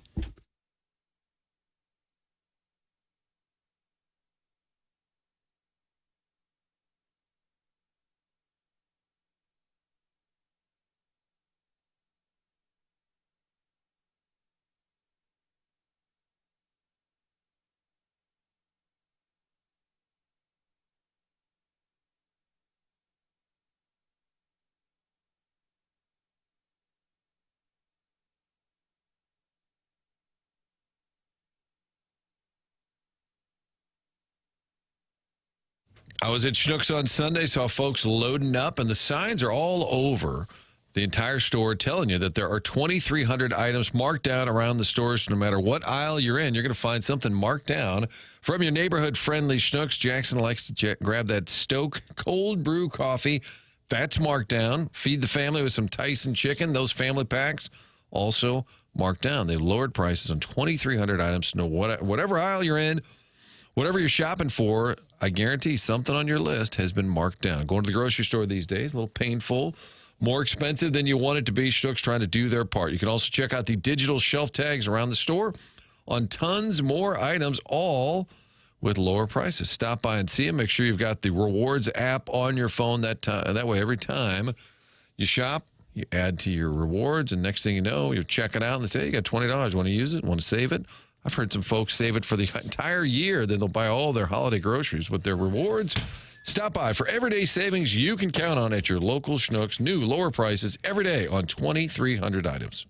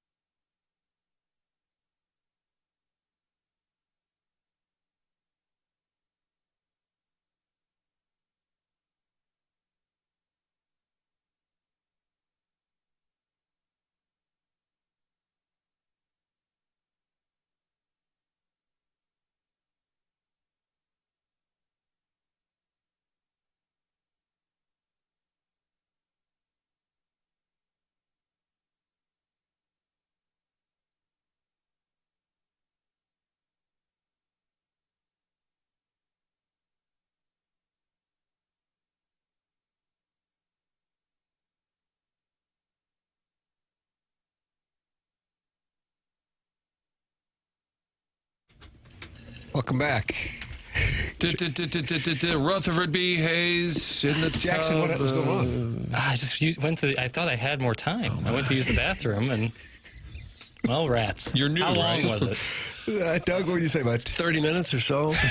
Dead air. I don't know what happened. I was looking. Tim looked at me and we were kind of like, "Oh, we're back." Yeah, but but you weren't here. Did you want to try and make it clear what your value is to this whole show? Yeah, was that a play? No, I had a minute and a half, and I quickly hustled to the bathroom. Chairman Kirk can attest. He heard me shuffling out, and I was half running. You didn't take anything to read in there, did you? No, I Were you thought combing your mustache? What were you doing? I thought I had more time. Wow. Thought we had more time. Oh well. So radio, my fault. Jackson. So in radio, there are like our breaks, and then when they're over, They come back and they're, hey, welcome back. But if the person running the board's not there, then we don't really say, hey, welcome back. My bad. Fully. That's can't have that happen. So my bad. That's there my you fault. go. It's the Fisher Window and Door Store at 8 o'clock hour. And I deep teased this story in The Athletic this morning about Yadier Molina. Katie Wu of The Athletic talking it over with Yadier Molina. And he really hasn't been doing a whole lot of conversing since he left and retired. So I've wondered, and I'm sure plenty of fans have wondered, what's been going on. Yadier Molina understands why fans wonder where he's been since being hired as a special assistant to the Cardinals' president of baseball operations, John Mozeliak. In December of 2023, Molina has yet to attend a team event.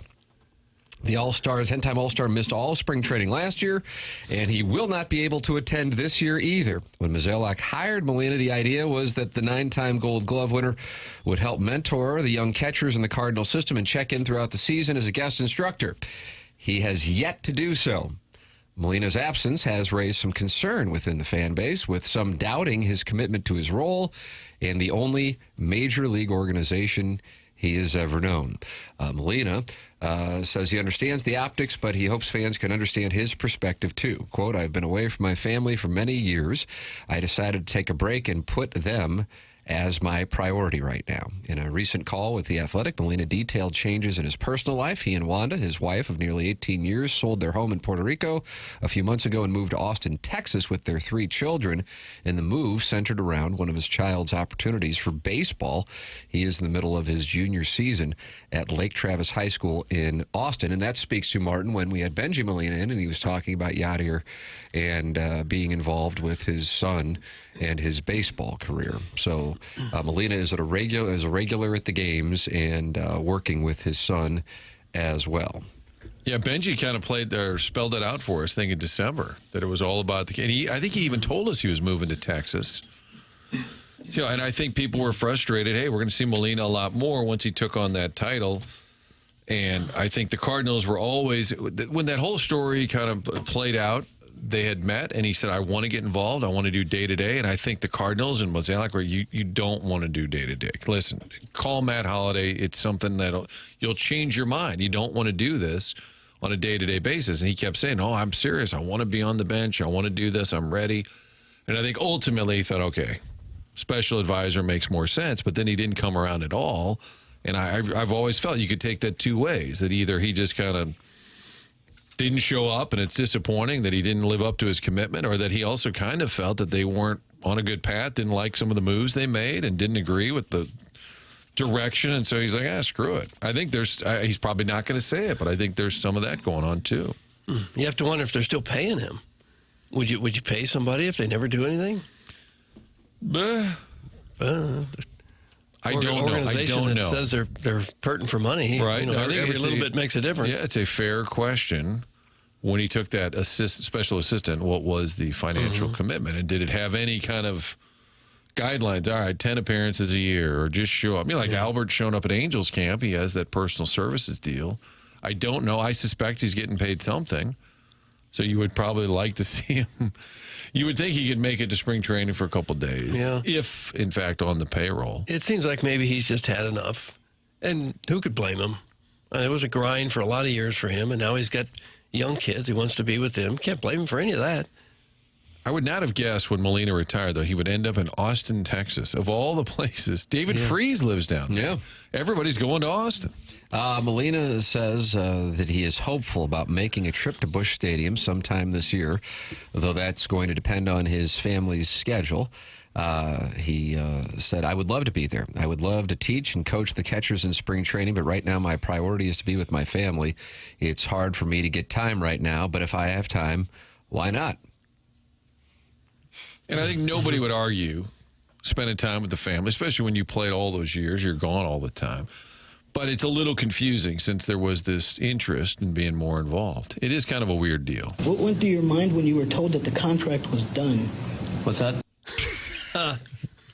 He didn't want to get peppered. Meanwhile, and he says he wants to return to baseball, quote, when the time is right.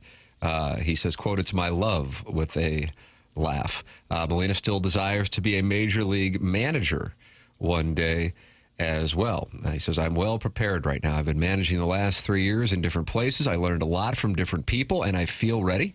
I feel like I'm ready right now. When you spend most of your career with Tony La Russa and Dave Duncan and Jose Oquendo, they help me understand the game better and see the game better.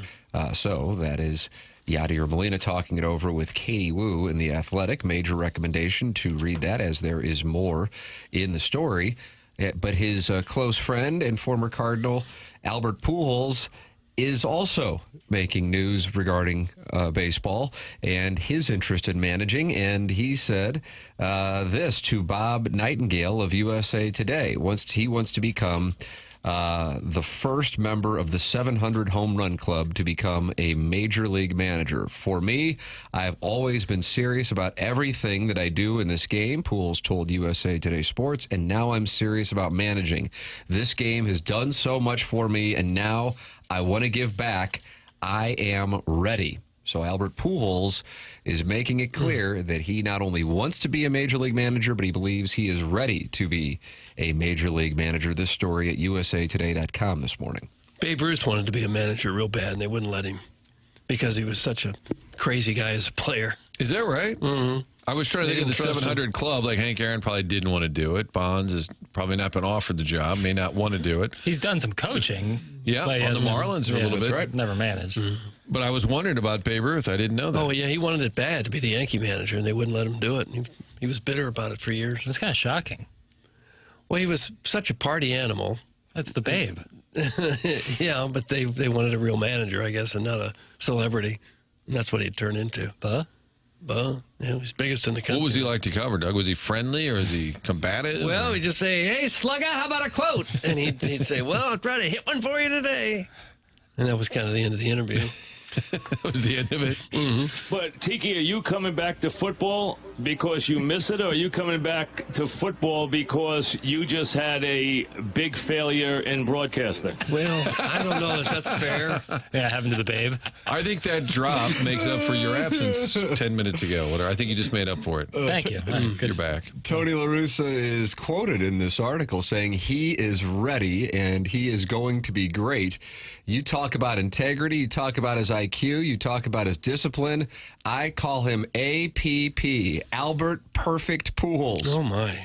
When a guy has that much to offer and has so much love for the game benefits when he wants to stay active and share. Albert Perfect Pujols. Albert, they used to call Jack Buck LJ.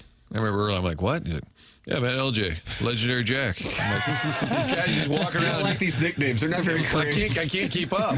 Remember, he got mad at Goldberg because John Rodriguez was calling himself J-Rod. He did. He put it on his spikes, and the guys on the team were not happy about and that. And then Joel said something to Tony posting about J-Rod. Who? And Joel's like, J-Rod, Ron Rodriguez. What are you talking about? And Joel's like, that's his nickname? He said, says who? And Joel's like, I don't know. Him? It's on his spine. And then remember the skipper goes, get a new one, man. Just, Johnny Load. Remember he said that? Mm-hmm. It's an all-timer. And everybody's like, what? I'm sorry, what? So Tony's going around just slapping nicknames on everybody. And by the way, that nickname stinks. Albert Perfect Pujols? It makes no sense. Do you like it better than Johnny Lowe? No, Johnny Lowe's that's kind of awesome. Gotta think about my APP, man. He's That's like an catchy. app. This guy's an app. You just put him in your phone. He does everything you need. That's like a knockoff Vital thing. PTP, primetime players. I like the nickname against you.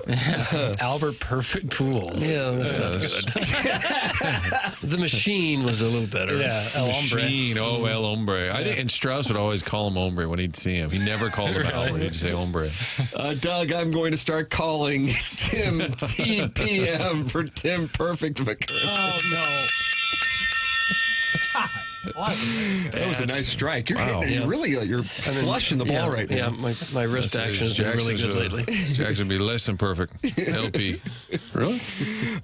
Babe Ruth managing the Yankees would be like if Tim went back to manage St. Gabriel's 7th grade basketball team. You can't let an icon like that walk into hallowed grounds because it would cause too many large crowds and distractions. Doug, that's from little Tommy Tribbins. Tim, did you sign a deal with St. Gabriel's a couple years ago? You committed to him to be a consultant to the coaching fraternity, and then you just haven't shown up. That's correct. And Katie Woo's going to interview you about your absence. About where I've been as well. Yeah. But despite that, if you were to walk into the gym, it would be a standing ovation. Oh, my goodness. It's like, and they're like, Tim was spotted at that Rockwell Brewery. Like, he was right across. He still didn't make his way over, and he's on the payroll? Could have. What's going on? Could have. Chose not to. The Colonel's going to join us coming up on the Stiefel dossier. Is he perfect? At 9 o'clock. I think the Colonel's pretty perfect. He got frustrated in the post-game show. I was watching it. God, I can't think of what it was. Somebody went after a player, complimented, was going after Tamar Bates, and then said, proves that Dan Dockich was right about Tamar Bates. And that set Gabe off. Oh, did it? Yeah, Colonel doesn't get set off by too much for whatever reason. That got him going. I have a feeling that for the last 2 weeks, or whenever the skid kind of started, that he's been seeing a lot of bull crap in his Colonel has comments. Well, yeah, I mean, not to mention like the coaching search for the women's. Like, I think he's seen a lot of. I mean, it was in the drops of the week last week. He was like, some people are saying a lot of stupid stuff, and you can tell he's a little frustrated. And I think right now, like, the bad takes are coming all the way out, Like, people are like, fire Gates. And it's like, oh, geez. 2 weeks ago, you guys wanted him to be coach of the year, and now you want him gone. It's like last season was the more true Gates experience. It's like, oh, my God. I don't know. Dan Dockich, I think that kind of set the Colonel off. I think that's what it was. Yeah, well, because you want to talk about taking nonsense. It's like the whole guy's brand. Is that right? Yeah. Okay, Mount Rushmore of takey nonsense. Oh, wow. Of like people who give takey nonsense. Oh my God. Yeah, Orlovsky. Mad Dog Russo. No, but he's like a different brand of takey. Because I also think he believes it, like a lot of it. Yeah, he's just got a different real brain. Oddball. That's what I'm saying. He believes some of that weird. It's like the Cardinals make Molina the hitting coach tomorrow. Like, he'll say something crazy, but he actually kind of believes it. Oh yeah. It's not just taking nonsense. Gottlieb might be up there. Oh yeah. How'd they finish out the squad this year? They're bringing him back, I think, so not too bad. I got to be careful. If Holiday's listening, that's his guy. Yeah, I'll wait to give my fourth. I'll have to think about that okay. one. Mm-hmm. Top three, I'm pretty confident in, though. Hey, guys, when Jackson says not to mention, he sounds like the not to mention her hot body that looks hot in a bikini guy. Thanks. That's from Big Tough. Oh, really? Is that what you're going for when you say not to mention? Not here. Oh, here's the. Take a listen to this, Martin. See if you. Not to mention her hot body that looks hot in a bikini. That's we what didn't mention it. Chairman gets the fourth one. Kendrick Perkins. Yeah, there's fourth on my Take Smith list. Take Smith. But he's just NBA, so it's a little. He's part of the Fools up there. Yeah, Barkley just calls them all fools. He's probably the leader of the Fools. But is Stephen A. Take? I don't view Stephen A. as like a sports personality. I see him as an entertainer. Daddy Tim, I called people out for taking nonsense. Are you proud? That's from Wedding Tackle. Okay. Whatever. Weird. People are weird. Green Bay Phoenix, Doug Gottlieb vehicle, 4-28 this year. They did go 3-11 at home, but 1-17 away from home. Yeah, that won't cut it. It's hard to go 4-28. Yeah. It's easy. Just about any coach could go 4-28, right? Just about anyone. Yeah, probably. It'd be hard to be worse than that. Got spanked by SIUE back in November. Yep. Yeah, I would think. They're probably like, our coach is too worried about his F block, worried about what he's going to put in his F block. His F block. Yeah, not worried enough about some schemes. Hey, Coach, what time's practice? I'm working on the monologue. Hold on. Doug, the people are welcome to call in the Callier and Thompson phone lines. Tell me about Callier and Thompson. I've done business with them. You've done business with them. I have, yeah. I bought a nice microwave oven there. They got great appliances there. You don't have to redo your entire kitchen. You're just looking for an appliance. They got them. They got the best on the market, and they've got some if you've got if you're on a budget like I am. So it's a great place to go. It's your go-to source for all of your design considerations. Trust is the big thing. It's hard to know who you can trust to be in your home and who's going to back up their work. Collier & Thompson stands behind every job that they do. During the process, they are always available, and they're going to be there until the job is done to your satisfaction. They care about the work they produce. For them, it's more than just a job. They take pride in all of the work that they do, and it's been that way since the company's been in business since the 1950s. Their employees have more than 165 years of combined experience now. These people have been around the block block. They know how to make it right. Most everything Collier & Thompson does is right there in-house. It's a one-stop shop. You don't need to go to 6 or 7 different places for one room remodel. Countertops, appliances, lighting, flooring, hardware, plumbing. It is all right there at Collier & Thompson. They have a very deep showroom, more than 10,000 square feet of displays, more than 20 kitchen displays alone. You can get some great ideas there. The owners, Bob Strati and Carolyn Beard, will work with you. They have a design team. They got all the people right there to give a job for you, whether you're redoing your kitchen or your master bath, or you're going to finish the basement, whatever you want to do in your house. They've got the people there at Collier & Thompson to get it done. Collier & Thompson on Manchester and Baldwin, next to Uncle Bill's Pancake House. Come home to quality online at collierandthompson.com. Coming up, the Colonel will join us at PowerMizzou.com. Gabe DeArmond, brought to you by James Carlton of the Carlton State Farm Insurance Agency. That's at 9 o'clock on the Stiefel Dossier. Tim McKernan, Doug Vaughn, Martin Kilcoyne, Jackson Burkett with you on the program. This is TMA, and it's presented to you by Brown and Crouppen on 101 ESPN and the TMA STL YouTube channel.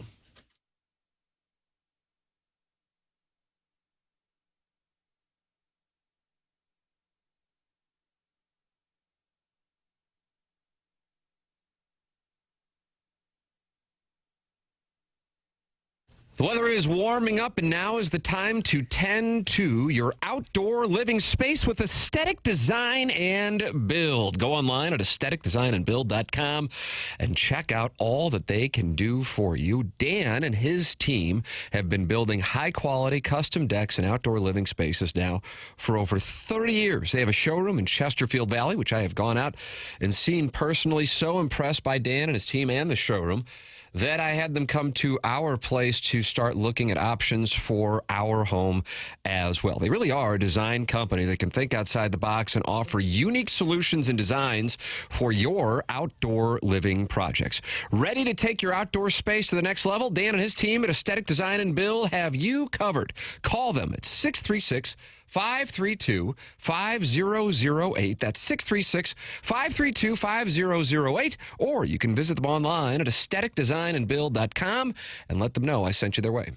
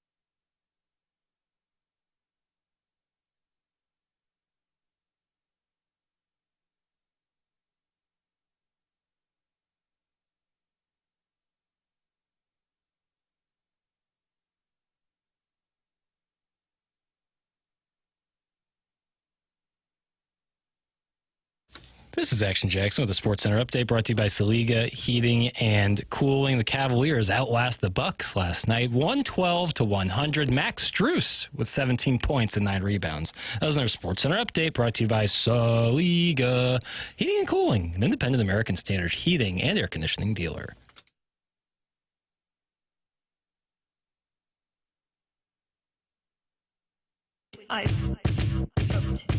There is this state which I live in. Doug, it's hard to believe we won't be hearing this in Columbia, Missouri until, late August? Is that when Central Arkansas comes calling to open up the football season? I don't know who's coming to call. I guess Mizzou baseball season. We could play it for that. James Carlton is in studio with us. The Colonel's going to join us here on the Callier and Thompson phone lines. It's Mark Hanna, Evergreen Wealth Strategies, 9 o'clock hour. Tim McKernan, Doug Vaughn, Martin Kilcoyne, Jackson Burkett with you on the program, and James Carlton is in studio from carltoninsurance.net. Is it Central Arkansas they open up against? Football? Yeah. You know what? I don't know. I know it's Kansas, September 6th. That I do know. You got that hotel booked? I do. Absolutely. I do, indeed. Yeah. Joining us right now to talk it over, Colonel Gabriel P. DeArmond. Is it Central Arkansas? Sounds good to me. Oh, for heaven's sakes. This is a lot of crowdsourcing. I mean, I think so. I don't. I don't know. I'm not there yet. You're focused on Nashville, Tennessee. All right, Colonel. I really watched the post-game show, was texting with you on Saturday after the loss. I'm trying to figure out what has gone on over the last couple of weeks. What have you and your staff decided on being the core reasons for this 4 of 5 skid for the Missouri basketball team? The SEC is really hard, and it's a grind, and Missouri hit its bad patch at the wrong time. Individually, none of those games are super concerning, right? They go to Fayetteville, and Arkansas is playing well, and they just lose a game where they don't play particularly well. That's explainable on that night. The Vanderbilt game, they actually played, I thought, pretty well most of the night. Had a terrible last 40 seconds, and Vanderbilt made just enough plays. So that one, you don't like it, but it happens. The Oklahoma one, I thought it was pretty clear. Hey, they just, it's hard to convince 20-year-old kids in a half-empty arena against a team they beat 3 weeks ago by 24 points that they're going to have to try. And I think that was that one. Kentucky's a good team. If Kentucky and Missouri play 10 times, they probably split 5-5. I think they're very similar teams. So individually, they're all explainable. It's the fact that they were all kind of bunched together. And I do wonder that, the Vandy game, if the way that went shook them a little bit and maybe knocked them down confidence-wise from where they were. I don't know that. It's just a little bit of a guess. And look, I think Caleb Grill has gotten a little bit tired. I mean, that kid has worked so hard to get open the last month and a half of the season. I would be interested. I would love to put a GPS tracker on him during a game and see how much he runs. And twice a week that takes its toll. And you can't talk all year about how good this conference is and how deep this conference is, and then just throw everything away and say, well, we should never lose 4 out of 5 games. I mean, most teams in this league have. A&M lost 4 in a row. Arkansas lost 5 in a row. I looked it up today. Kentucky hasn't won 3 straight SEC games all year. It's part of what this league is. It's just when it happens in the last 2.5 weeks of the season, we put more weight in it. Yeah, it happens in the NBA. It happens in college. When the talent level is pretty similar, you never really know. You can't just count on winning just because it looks like you should. Right, and I think way too often we don't pay any attention to other teams. We just get tunnel vision on the one team we follow, and, hey, that team should get better every game and we should always beat this team, and we just don't pay attention to everybody else. And, hey, these are good teams too. Arkansas, most people think Arkansas has more talent than Missouri. Hey, they beat them there. It happens. The Vandy one, again, the way it happened was bad. The Oklahoma one is the only one that I say that really shouldn't have happened. And if Missouri wins either of those games, are we having the same conversations we're having right now? Yeah. So do they go in the SEC tournament thinking they got to play super hard now and get the highest seed they can, or do they? I don't know. Rest it's kind of a tough balance, isn't it? Yeah, I mean, look, you want to win that first game, especially because, hey, you're the higher seed. It's against a team you've already beaten, and I do think it would do this team some good to see something go their way, right? Just go prove, hey, we can still do this.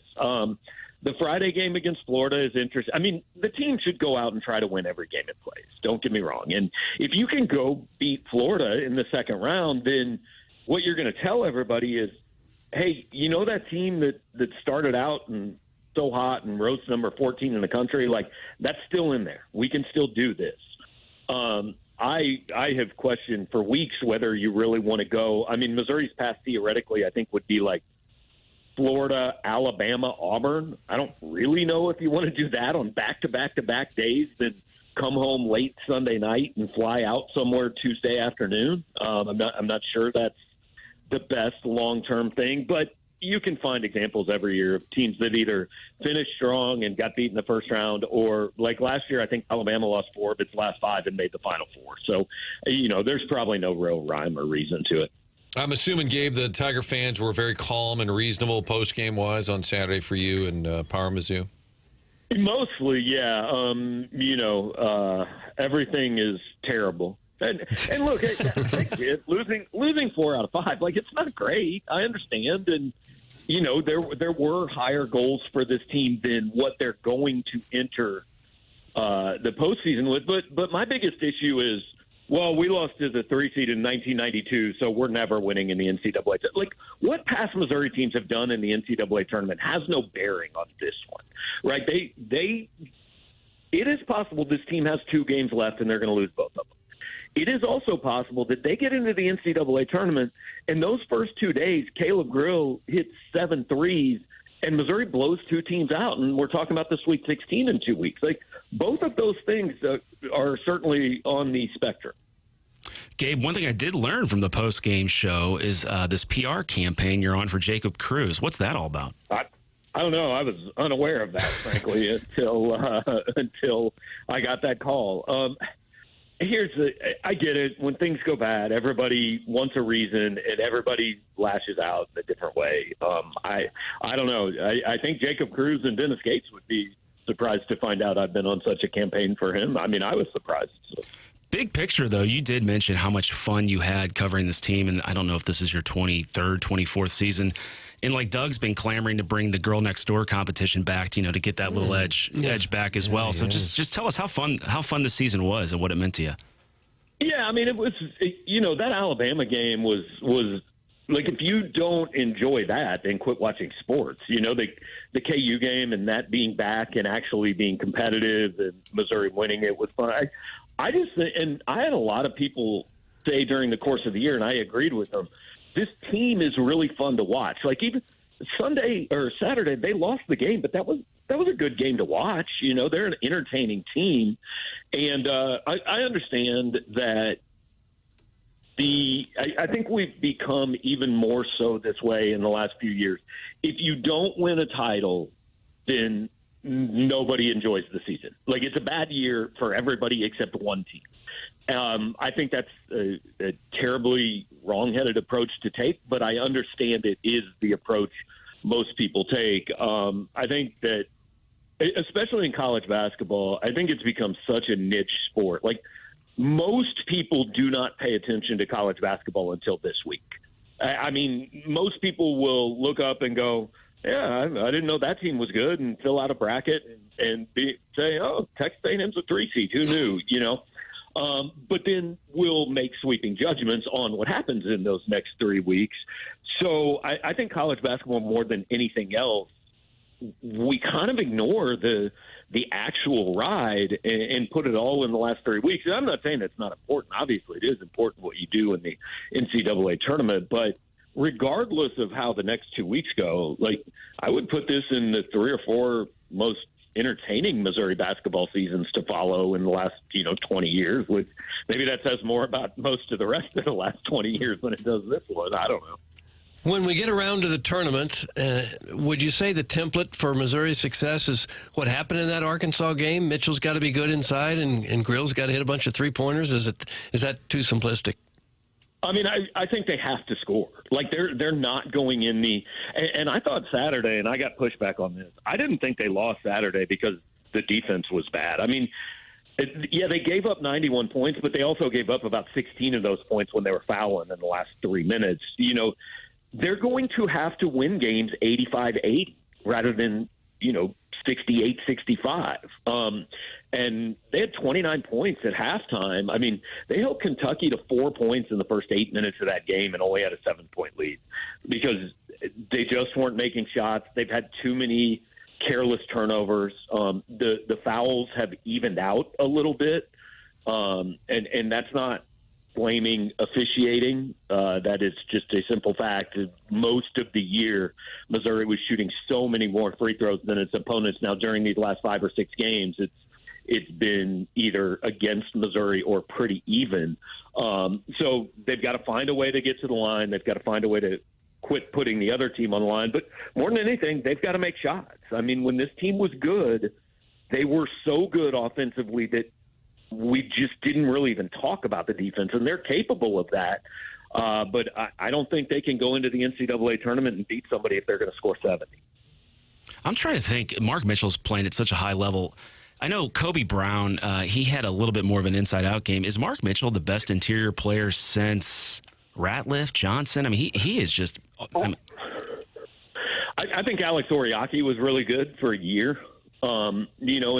And Mitchell is offensively, yes. Now, it's weird, too, because 15 minutes into that game against Kentucky, I was thinking, Mark Mitchell can't make a layup. Like, what's going on here? And then, obviously, he turns on. He's been really good the last 6-8 games.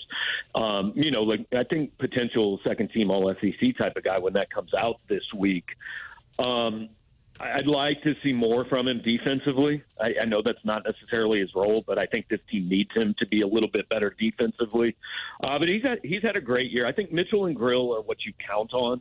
Like those two have to be good for you to go anywhere in March. If we run into a game where Mark Mitchell has 6 points and 4 rebounds, and Missouri's in trouble. If we run into one where Caleb Grill's 2 for 11, Missouri's probably going home. So those two guys have to be at least what you've come to expect them to be, and then somebody else has to help them. It doesn't have to be the same guy every night, but somebody has to. And, Tamar Bates is obviously struggling right now. Tony Perkins, I thought, was good on Saturday until he got hurt.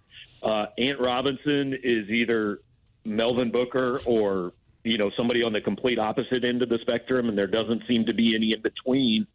And I think the biggest problem right now, they're getting nothing out of Trent Pierce, and the options behind him mean you have to take Josh Gray and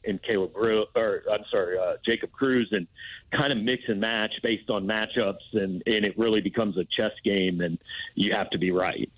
Gabe, I wanted to ask you about Marcus Denman, the former Missouri player who was arrested and charged with robbery with a dangerous weapon in Oklahoma. Do you know anything more about this story that came out over the weekend? Not really. I mean, you read the story, and it's really bizarre. A lot of weird stuff going on. Rents a car in Kansas City, his cousin, and goes down to Oklahoma and robs somebody who had $15,000 in cash who was supposedly going back to Kansas City. I'm not going to pretend to guess. I know that Marcus grew up in circumstances that probably nobody on this radio show exactly can identify with. That is not an excuse. If he did this, it's obviously terrible. But I know that there, a few years ago at his cousin's funeral, gunfire broke out. There's been kind of violence and bad circumstances around him and some of the people he grew up with for a long time. It's too bad, obviously. I mean, look, I think it's also a lesson that we don't really know any of these people, right? And what goes on, we just watch them play football or basketball. It doesn't mean we know a heck of a lot about what goes on in their lives away from that. The story, for those of you not familiar, is KSHB.com. Former Missouri star Marcus Dedman charged with robbery with dangerous weapon in Oklahoma. Gabe DeArmond every Monday here on TMA and every Friday. Brought to you by James Carlton of the Carlton State Farm Insurance Agency. Read him and his staff at PowerMizzou.com as Missouri gets underway in the SEC tournament this Thursday. Thank you, Colonel. That's how we finish on a high note and leave them feeling good. Amen. Let's finish up with that. Hey, how about Nick Bolton? $45 million from your Chiefs. Good old Mizzou. There you go. Good for Nick Bolton. Happy for him. More positive note there. That's thank you, Colonel. Mike Bush says you want to end on a happy note, Tim. Is that right? So that was it. Making a difference, Nick Bolton. That's Gabe DeArmond with us here on the Collier and Thompson phone lines. James Carlton presents him every Monday and Friday. Thank you, James. Thank you, gentlemen. Have a good one. All right, Thanks, it James. is the TMA, presented to you by Brown and Crouppen. We're in the Mark Hanna Evergreen Wealth Strategies 9 o'clock hour. This is 101 ESPN.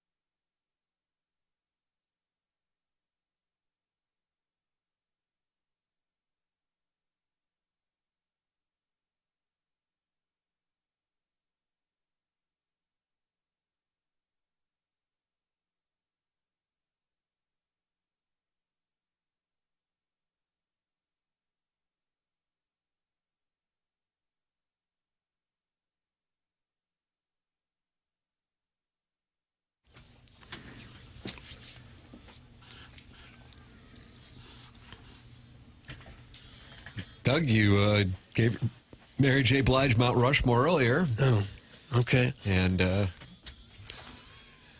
here was your Abraham Lincoln. Real love, of course, being the George Washington. Is that right? Okay.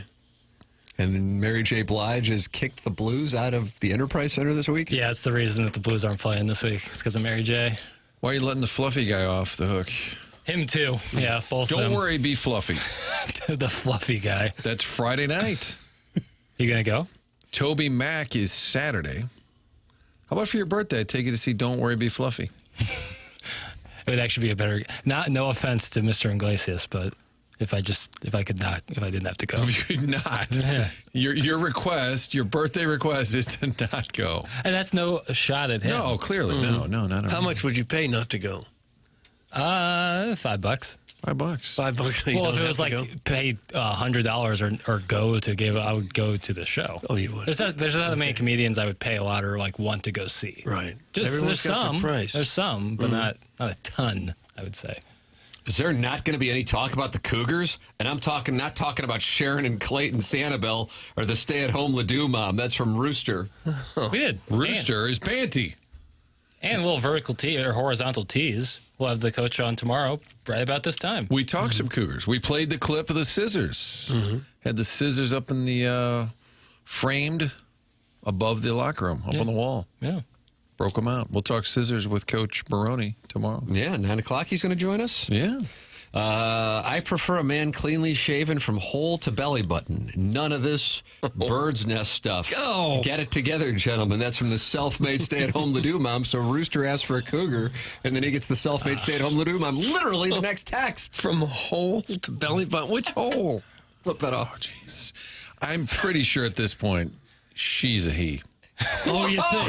You think? Pretty sure. Doug's been there already. I'm now convinced. Jackson and I are vigilant. That's a real come on, it's a No, woman. she it's has a not. monogramming business. Well, then call in right now. Call in right now. I don't know about that. I'm going to need to hear your voice.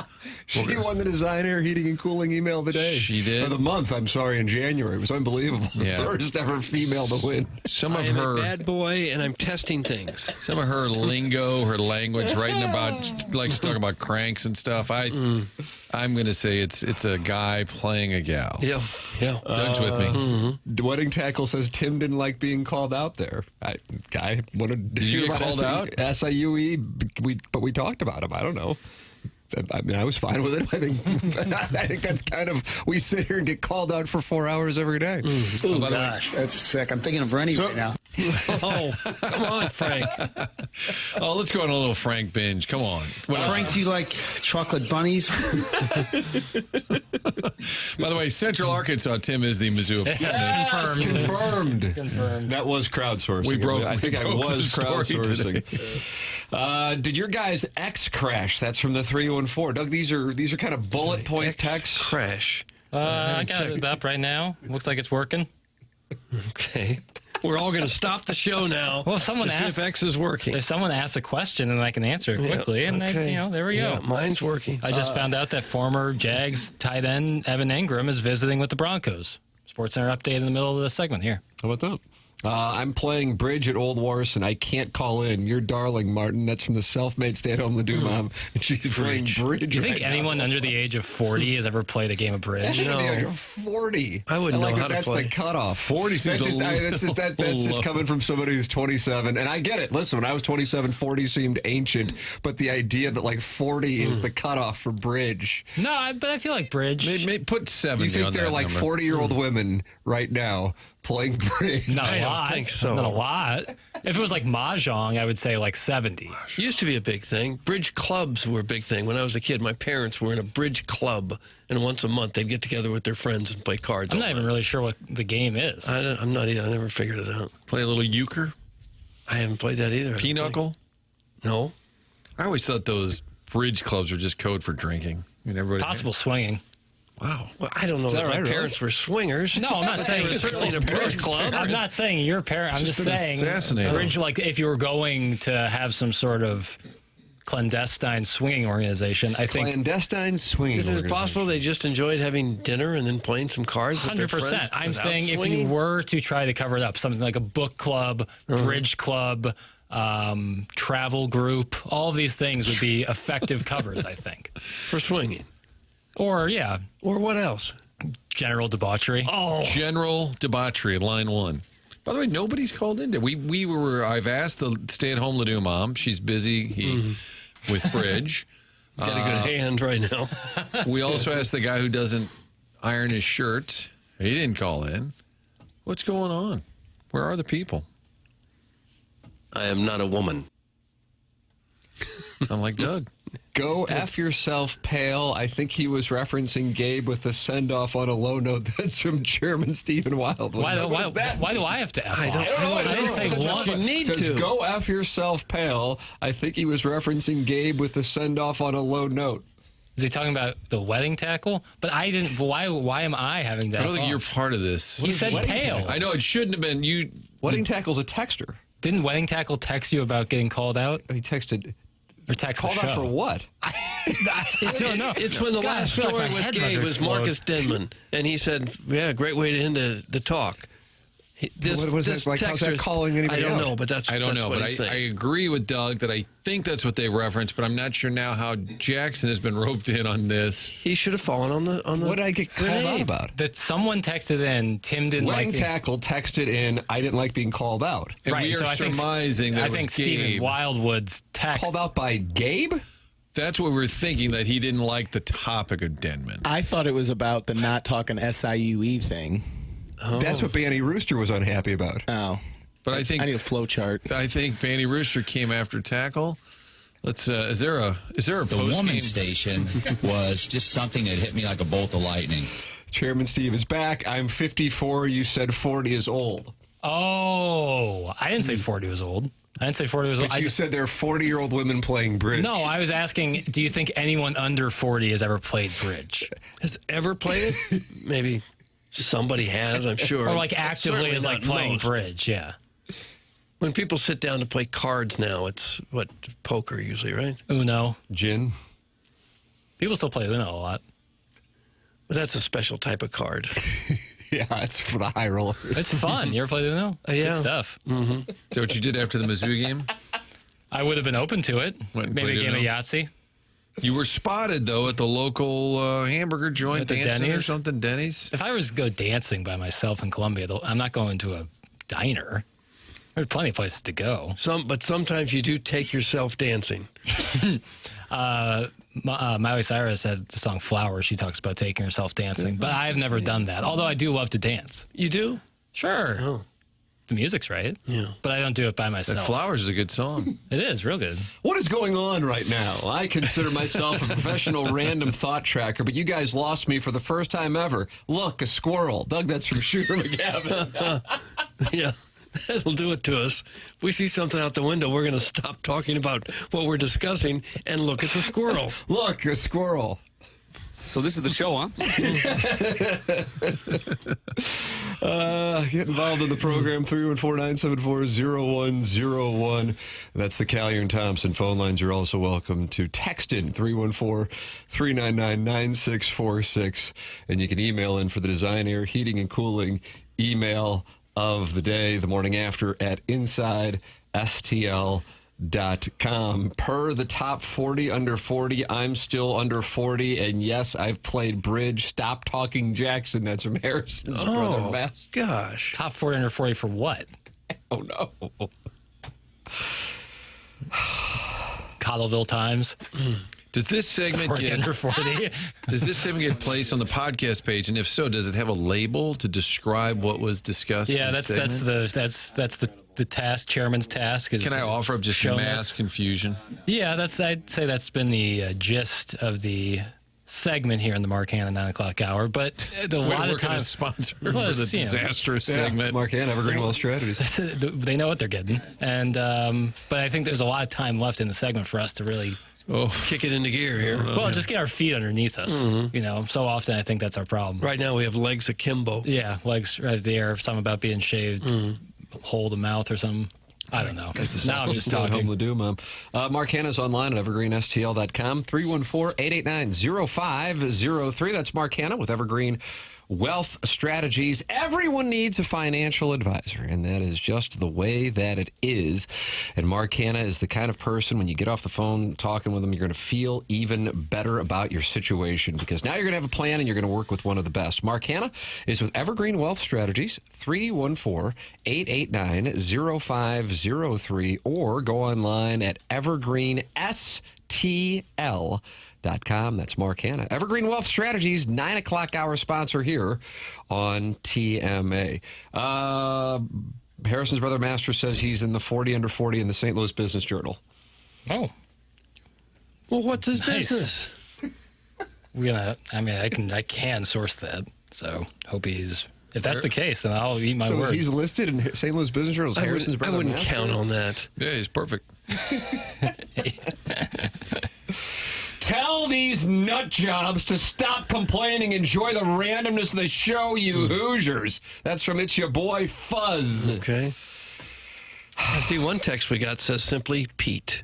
That's the text. Just says Pete. Mm-hmm. Was that the catchphrase of the day? Are you giving away tickets? It says Pete. So if you want to go see the Fluff Show, you have to text in the word Pete. Mm-hmm. We've got your tickets, Fuzz. Oh, God almighty. All right, ladies and gentlemen, we'll take a commercial break, come back with more TMA 101 ESPN.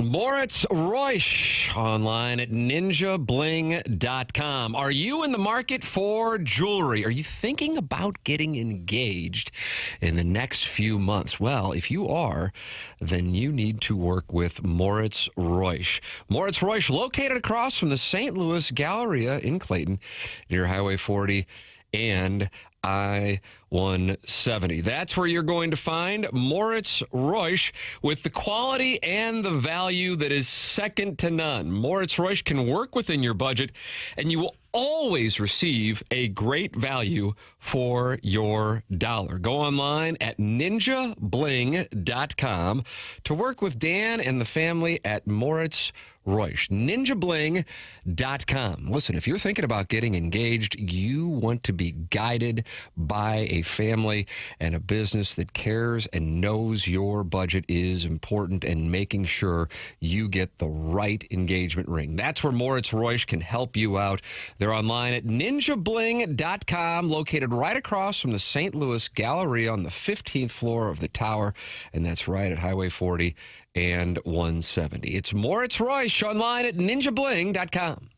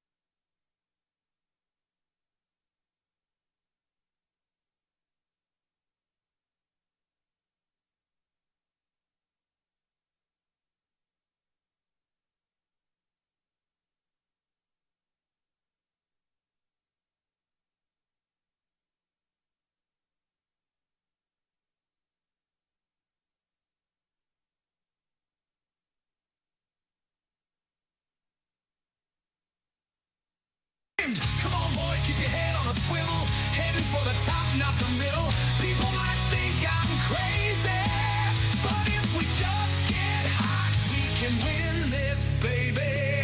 Doug, does this one get you fired up? Yes, it does. Jackson, you have a wonderful little hockey question in here. Do I? What block? Oh, yeah. The Good block one. we're in. Yes. Yes.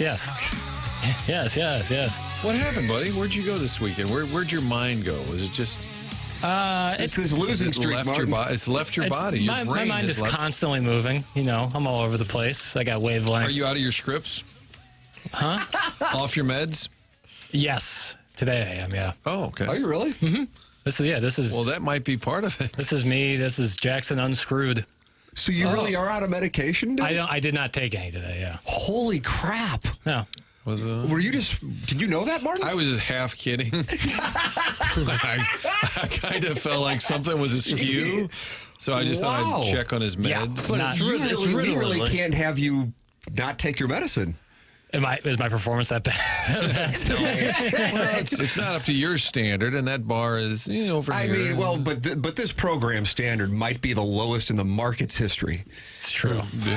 Certainly. And in Martin, we were sitting together in July of 2004 in Webster Groves, Missouri.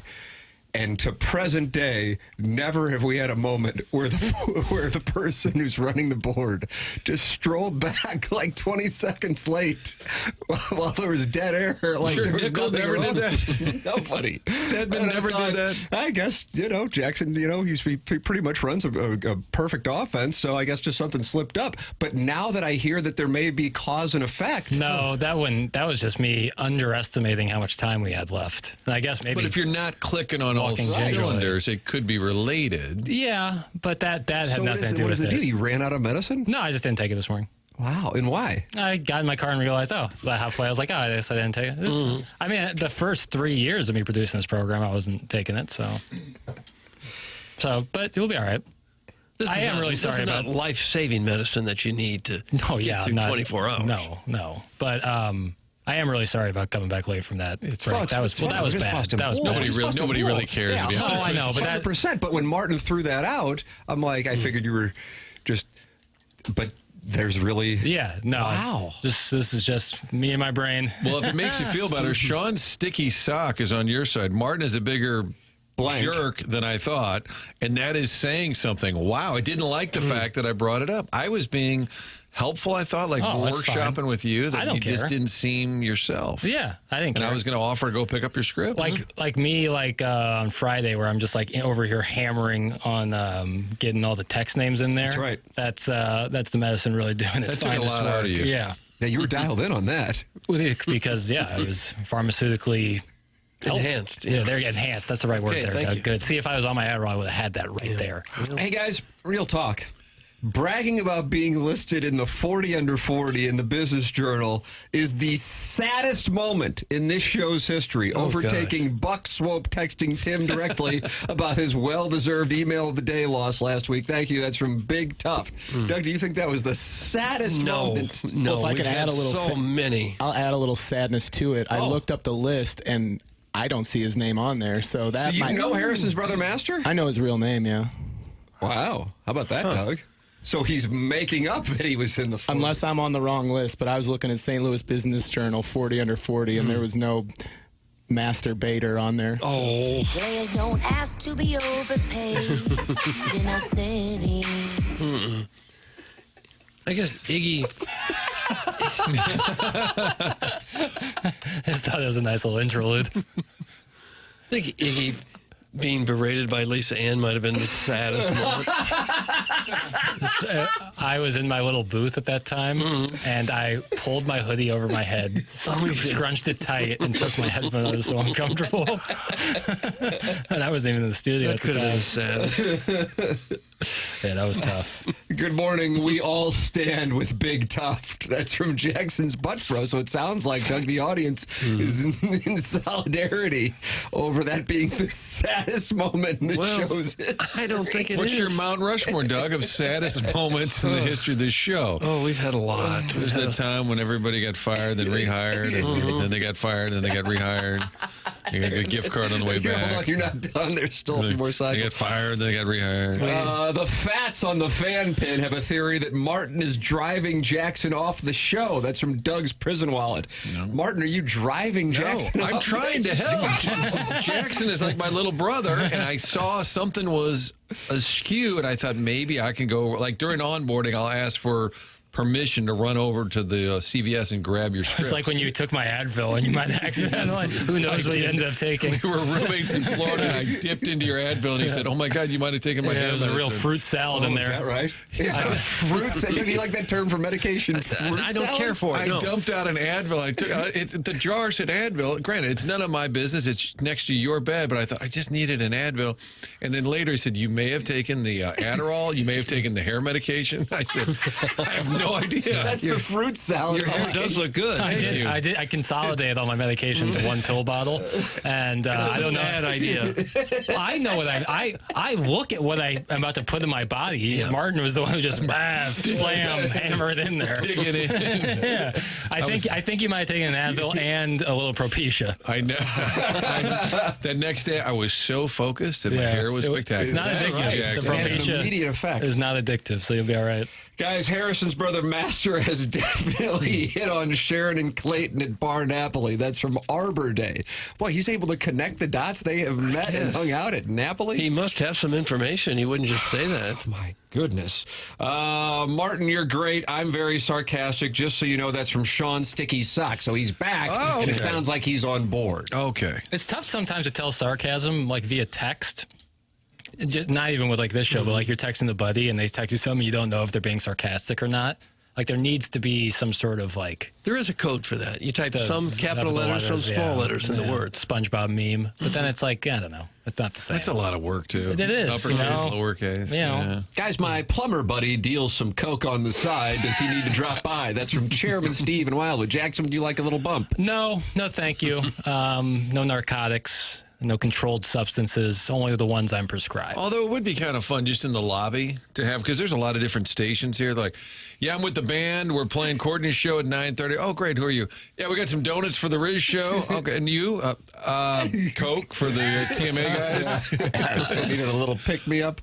Doug, you're getting refuted in the text inbox, including by Harrison's brother Master, who says Iggy getting cucked by Lisa Ann was actually the greatest moment in show history. And Yasiel the Boy Puig says that's the case as well. That was truly the greatest moment in TMA history. That's from Yasiel the Boy Puig. Didn't feel like the greatest moment in our history. Hey, handsome boys, and especially Tim. Just thought you would like to know I got my sweet pink nipples pierced this weekend. Oh, why are they sweet? I'll send some pics after hours. Wink, wink. That's from Shrimply Pibbles. And Doug, he is a passionate Missouri fan who wants to send in pictures of his pierced. I'm a gentleman with a little bit smaller nipple. I think Why do we need to know that? I think he's the same texter who told me my buddy, former Fox 2 photographer, was having another kid out on the East Coast. Shrimply Pibbles. And when I texted the great Dave Cruz, he said, how do you know this? And I said, Shrimply Pibbles told me. And I had to... My nipples are hard. I am excited. Too much nipple talk right now. Yeah. Blues and Penguins. Said he had nice nipples. Thursday. Gosh. Back out on the road, the boys will be. Long break, little downtime. They deserve it, Jackson, after what happened. Jackson, he really did in segment 9-2, which I believe we're in, has a hockey question. Now, you were surprised when I said that, but it is your work, right? Or did Chairman enter the Stiefel dossier? I did write the question, and I'll read it. So these are not AI generated. No. This is not AI. This is you. No, this is me. Is there a difference in hockey guys who fit in and vibe with the St. Louis fan base than there is for baseball guys? If so, how does it differ, and who are some examples of both? Hockey? Are you talking about fans? What do you mean? With the vibe? Well, what do I mean? Well, like... Is there a difference in hockey guys who fit in and vibe with the St. Louis fan base than there is for baseball guys? So are you saying fans or players? Fans? Guys who fit in with the vibe. Tim, am I lost? Now that I'm aware of the medication situation, I can't get enough of it because it's off the rails. No. It reminds me, Jackson refuses to watch what I think is one of the best movies of all time, of course, The Girl Next Door with Alicia Cuthbert. That's right. And Emil Hirsch is drugged by Timothy Oliphant. And it becomes clear that he's not right. And then you start to realize that that is the case. And I feel like that's what we're witnessing here today. Jeff, please pick up your son after hours today, if you don't mind. No, I'm saying like fan favorites, like Cardinal and Blues fan favorites. Do they is it a similar personality or the way they conduct themselves for the Blues and for the Cardinals? Is there a difference? Popular players. Yeah, fan It's favorites. usually a matter of how good they are. I know. Okay. If you're a superstar with the Cardinals, you're going to be the fan favorite. Okay. Tim, work with me. Is there That's not a always difference the case at all, by the way. in hockey guys? You just got done. Ask Jack Flaherty. I've asked Jack Flaherty about being a really good player and then being loved by the fan base. I got to tell you something. That's a nice counterpoint by our non-drugged up friend. Yeah, sober as the Dickens. Please, Martin. You're about to ask a question. Well, I'm just looking for help. Is there a difference in hockey guys? Yes. Now, hockey guys, I was thinking fans, but it's okay, who fit in and vibe with the STL fan base than there is for baseball guys. Would you like to ask? Would you like me to ask you in Greek? So, how does it differ? And who are examples of both? There's no invisible ink. Like the question, that's the question right there. I feel like the professor in college is just effing with the class. Guys, I love Jackson, but today he's the guy at the party who thought the gummies were 2.5 milligrams, but they were actually 25 milligrams, and he's just trying to stay cool. I am in tears. That's from Arbor Day. Hockey guys who fit in and vibe with the thing. Is there a difference? Fans love. You're reading Chase. this like it's the Da Vinci Code. All I'm asking is, can you give me an example? Yadier Molina is an absolute fan favorite of the St. Louis Baseball Cardinals. Agreed. Fan favorite of the St. Louis Blues is Chaser. Kelly Chase. That's a great example. Is there a difference? Do you see a difference in where the fan base gravitates towards in terms of their fan favorites from the baseball team to the hockey team? Is there a different personality, or do you think it's very similar? To what the fans are attracted to, you mean? Or I got talked down to earlier asking questions. I'm going to say, how about if I just say yes?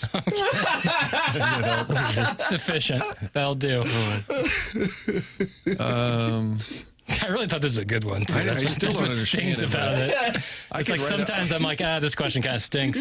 This one I actually felt pretty good at. Walk me through it. Give me your version of it. Like when I think of Yadi, I think the reason why fans love him not only is because he's such a great player, is because he wouldn't let crap slide. He would protect. I think Brandon Phillips. That was a perfect example of a guy talking smack on the Cardinals and the fan base and all that. And he was like, "Oh, you're not going to do that you're not going to do that with my team." Okay. Do you think there's something similar when it comes to Blues players who are the fan favorites outside of Tarasenko and Ryan O'Reilly and Binnington, guys who are absolute stars? I got the answer for you. Please, Tim. St. Louisans, but I think sports fans in general, but St. Louisans love, number one, blue collar, but overall, guys who stick up for their teammates, and Kelly Chase and Yadier Molina would be under that umbrella. Yeah. Not in talent or accomplishment. Chaser's not a Hall of Fame caliber player. But look at Tony Twist, not a Hall of Fame caliber player. I'm saying, but it beat ass. So that's not a factor. Or Pat Maroon. I think Pat Maroon. Not only is he a local guy, but if someone was talking the mic'd up moment against the Bruins when he's like, "You guys are effed." That moment alone, instantly makes you a fan favorite. Obviously, guys like David Freese who had clutch moments. Yeah, you're going to be forever remembered. But so then the answer is no, there is not a difference. Yeah, that's a sufficient answer. So either answer is correct. Yes or no. Well, if you show your work, I'm willing to show your work. Professor Burkett. Well, yeah, that's the thing. That's the thing is if if you show your work. Sometimes you have to show your work. Is it one of those blue book that I fill out the paragraph after paragraph? Yeah, that would be a sufficient answer. Either one. I don't know if you get this sense, but I do. It feels like maybe Cardinal players are a higher level of celebrity than the Blues players, or at least treated that way. I don't know if it's because baseball has more broad appeal than hockey. It just seems like a Cardinal star player is considered a little bit bigger star than a Blues star player. Maybe I'm off on that. I think that might be like Major League Baseball is just a little bit more popular in the NHL. A little bit, probably decent amount. It seems like the Blues players are a little bit more relatable, maybe. Yeah. And I think there's more opportunity for the stuff. Cardinal players, the stars anyway, get recognized everywhere they go. Right. And so they're treated like that nonstop. I think hockey guys also have more of an opportunity to become fan favorites. Like, if a guy goes out, gets hurt, has to get stitched up, and then is right back on the ice, who's gonna be like, that's not my guy? That's like the greatest thing you've ever seen. Right. It doesn't happen that often in baseball. Okay, I'm sending the plumber. This is ridiculous. And full disclosure, I don't buy Coke from him. Haven't done it since the mid-'90s. Maybe some weed and mushrooms, but that's about it. Thanks. That's from Chairman Stephen Wildwood, Doug, kind of with a list of his... Didn't really ask for... Could be really awkward in the lobby. When the plumber is here to see Jackson. Is there something over the counter you could take? There's a CVS across the street. I'm not like... This is how it all started. I offered to go pick it up. But like it's not like when I'm not on Adderall, like I can't, form a coherent sentence. Right. Like I can't, like I'm doing fine. Yeah. Obviously I came back late. That was on me. But everything else, I'm feeling pretty good. No offense, Jackson. That question was the barbecue baked lays of all questions. Think about it. That is a bad chip. Barbecue baked lay? Yeah, baked chips. I remember that. That was a big thing. Those were bad. Tim Fancy Mayonnaise says, I thought it was a good question. How about that? I like the term fancy mayonnaise. That's like an aioli. now I'm just going to start thinking about BLTs. Doug, I'm thinking about Dr. Brandon Pryor, and I can't stop thinking about him. He's online at 100westdental.com. That's where you can find him. And if you're interested in Invisalign, what Dr. Brandon Pryor can do for you is if you give him my name, you get $1,000 off at 100 West Dental. Here's the deal. Everybody understands the program, and so let's just talk about it honestly. Most people are not necessarily looking forward to going to the dentist, but the reality is dental health can impact medical health. So you've got to make sure you get your teeth checked twice a year. And it is so easy to get in to see the people at 100 West Dental with their world-class technology in the new offices they built right off of Manchester in Baldwin. No phone call is needed to get in. Just check the calendar online at 100westdental.com for availability, and you can book right then and there. No dental insurance. That's not a problem at 100 West Dental. The membership plan aids in the cost of dental work for those who don't have dental insurance. It's 100westdental.com or call 636-585-0100. Tim McKernan, Doug Vaughn, Martin Kilcoyne, Jackson Burkett, Chairman Kurt with you. This is TMA on 101 ESPN.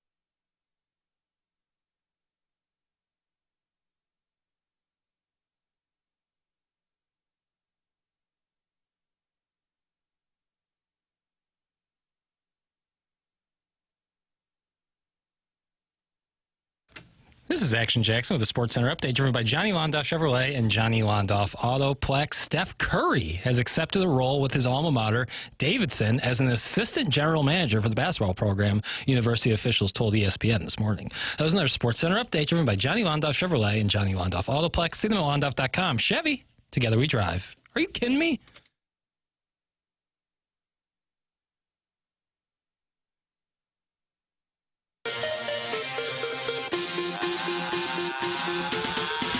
TMA 101 ESPN, Tim McKernan, Doug Vaughn, Martin Kilcoyne. Martin, you sticking around past onboarding? I got one more segment here. Heim says they're actually in meeting, so he'll be a little late today. Oh, wow. So there's a break. But he's going to address all of us in, 7 months. Nice. I'm looking forward to talking it over with him. In 7 months, we'll be able to talk with Heim Bloom. Martin, you want to tell us about Design Air Heating and Cooling? Yeah, designairservice.com is the website for all your heating and cooling needs. It was cold, so you needed the heat on, and now it's going to get warmer, and then you'll need the AC on. Make sure it's running properly. If you just need a tune-up, get the folks from Design Air out to your home. DesignAirService.com is where you can set up the appointment. And when they come to your home, they're not going to try and upsell you. They work with their team, their technicians ahead of time to make sure they are there, in fact, for the repair, not trying to sell you something you don't need. That's part of the stress these days. When you have issues with your HVAC unit, you don't need a salesperson, you need a great technician, and they send out some handsome fella that gets you back up and running again. It's that simple. Design Air, since 1904, St. Louis-based company, longest-running sponsor. In fact, they'll be closing out this hour with the email of the day, brought to you by Design Air for all of your HVAC needs. It's designairservice.com. Doug, Kim Mulkey sideways with the media. Kim Mulkey... She was in St. Louis because her son Kramer Robertson? Yeah. Yep. All right. All right. Yep.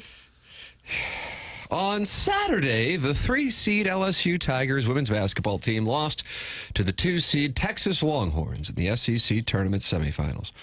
Part of the reason might be due to head coach Kim Mulkey's absence for most of the week, dealing with a personal matter. But Mulkey made several reporters' personal matters extremely public during the press conference after the loss.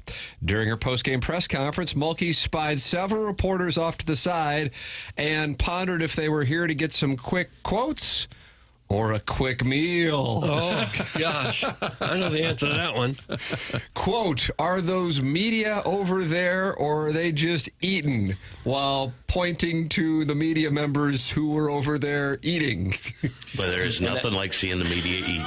Well, was the buffet right next to the dais? So I've seen the picture. So, because a lady who got called out by Miss Mulkey sent a picture, and she was like, "We're nowhere near the table." She did, Doug. That was Lulu Kesson. Oh, Lulu was there. She sent a screenshot of how far she was away from the media buffet that Kim Mulkey accused her of dining on. One of the reporters in that group, Lulu Kesson of the Greenville News. The Greenville News was there covering it. Who covers South Carolina. She said she was in the building to cover the Gamecocks, not the Tigers, so she wasn't actively involved in the press conference, so imagine her surprise when she got called out while trying to throw down a couple of mozzarella sticks during the game. And in her picture, you can see how far Kim Mulkey is away from her, and she does have 2 mozzarella sticks and a pink beverage sitting in front of her. Gosh. I think it's a layout issue. If you do have an area where food is provided, it should be at least a safe distance away from the actual press conference. From the picture I've seen, there was like a curtain that was like kind of separating where this eating room was, and the press conference was a little bit open. And so I guess she was just getting a wired view. Cracked a bit. Kim Mulkey, also known to be a touch salty sometimes. So she was just looking to poke. Team just came off a loss. Kind of trying to be mean. I don't know. She was the one who was asked about, who's our gal? That was Brittany Griner? Yeah, and then she said, not talking about that. Right, remember her former player at Baylor. Said, not talking about that. Right. But it does lend itself to, you really could, as a coach or whatever, you could have a field day with media that might have a little stain on their shirt from imbibing a couple of hot dogs during the game. If they're going to call all media members out for eating, we're all in a lot of trouble. I'd have never gotten in the business. What you got over there? A little ice cream sandwich? Lulu Kesson did announce, however, that the mozzarella sticks were 10 out of 10, and they were fire, Doug. So she's owning this. Here's a take. I think mozzarella sticks are like the real pinto of appetizers. Oh, Don't like to blow up if you hit them from behind? Just a real, a real I lemon. disagree. That means you haven't had a good one. It just tastes like the sauce you dip it in. Yeah, Fried cheese. Most media hard food pass. these days is not free, though. People pay for it. They didn't used to, but at Busch Stadium, it's been going on for a long time because I remember Walt Jocketty one time walked by the buffet line, the old Busch, and he said, "Wow, you guys pay for this?" Yeah, you do pay. That is kind of rude. And if they're eating and it's distracting the other media from doing the interview, okay, then call it out. But it sounds like this one was just beyond the curtain, enjoying a mozzarella stick. I enjoy her saying it was a 10 out of 10, like instead of... Yeah, she's acknowledging it. The YouTube chat active as the day is long with 270 friends gathered at youtube.com/TMASTL. And Chairman Kurt, you're in there talking it over? I just popped in with a little opinion I thought the people might care about. Lulu's kind of neat. Doug, Lulu's kind of neat. You got a pick? Yeah, hold on. I'll be right over. Well, I didn't mean to say I need to see it. She's stronger than grandmother's breath. Oh, gosh.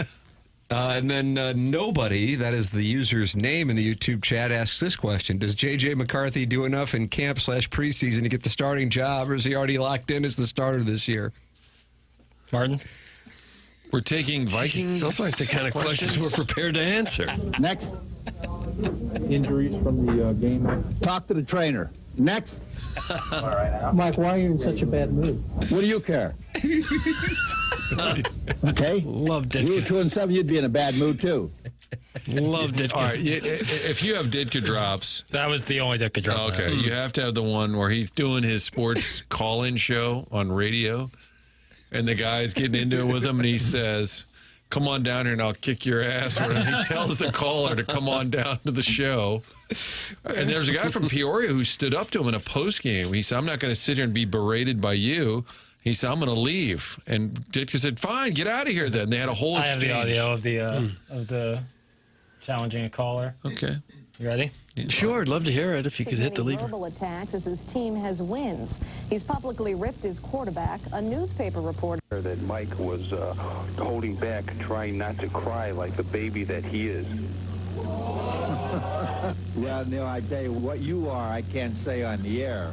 But I tell you what, I'm 53 years old, and my office is at 250 North Washington.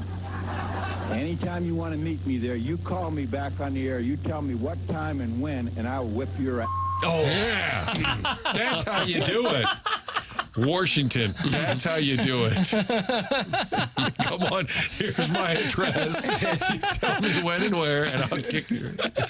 Oh, thank you, Mike. In Hoke. He was just born to be the Bears coach. He was the perfect coach for the Chicago Bears. Perfect. And they ended up firing him. I don't know how you ever fire Mike Ditka. He was standing on a balcony, and the reporters were like covering him from the balcony. And he leaned over and said, "This too shall pass." Quoted scripture. Email in Design Air Heating and Cooling email today coming your way at 10:50. Tim McKernan, Doug Vaughn, Martin Kilcoyne, Jackson Burkett, Chairman Kurt with you on the program. This is TMA 101 ESPN.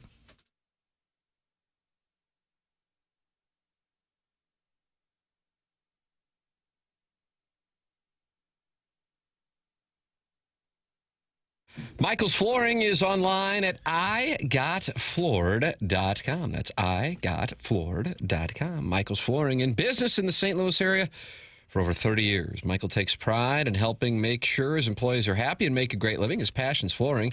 And when you order from him, he wants you to have the best experience for the best price. That's why he's making sure he gets the best installers and giving them $7 a square yard, which is awesome compensation in this industry. Just come in or talk to them, and you will see the difference. They want to make sure they suggest the best thing for you, not pushing what corporate is telling them they have too much of. There is a reason Michael's Flooring has continued to grow throughout the 31 years. Employees love working for Michael as they feel like family, and he makes sure they are taken care of, and this then rubs off to the families buying the product as they know they have the best interests of the buyers.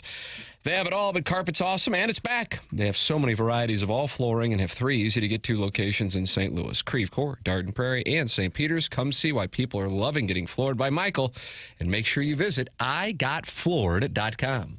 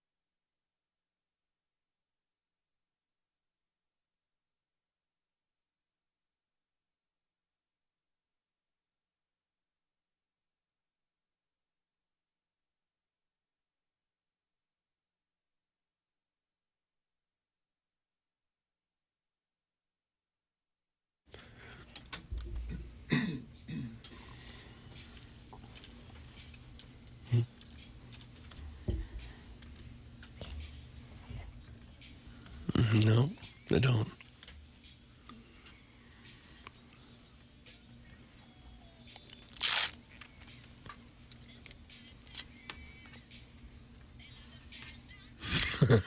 Amen.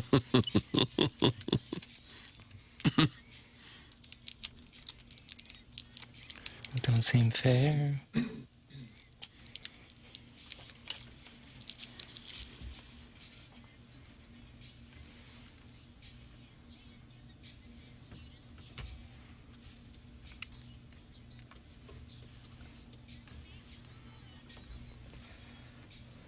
Doug, it gets you fired up for the season, which is fast approaching, 17 days away. Hello again, everybody.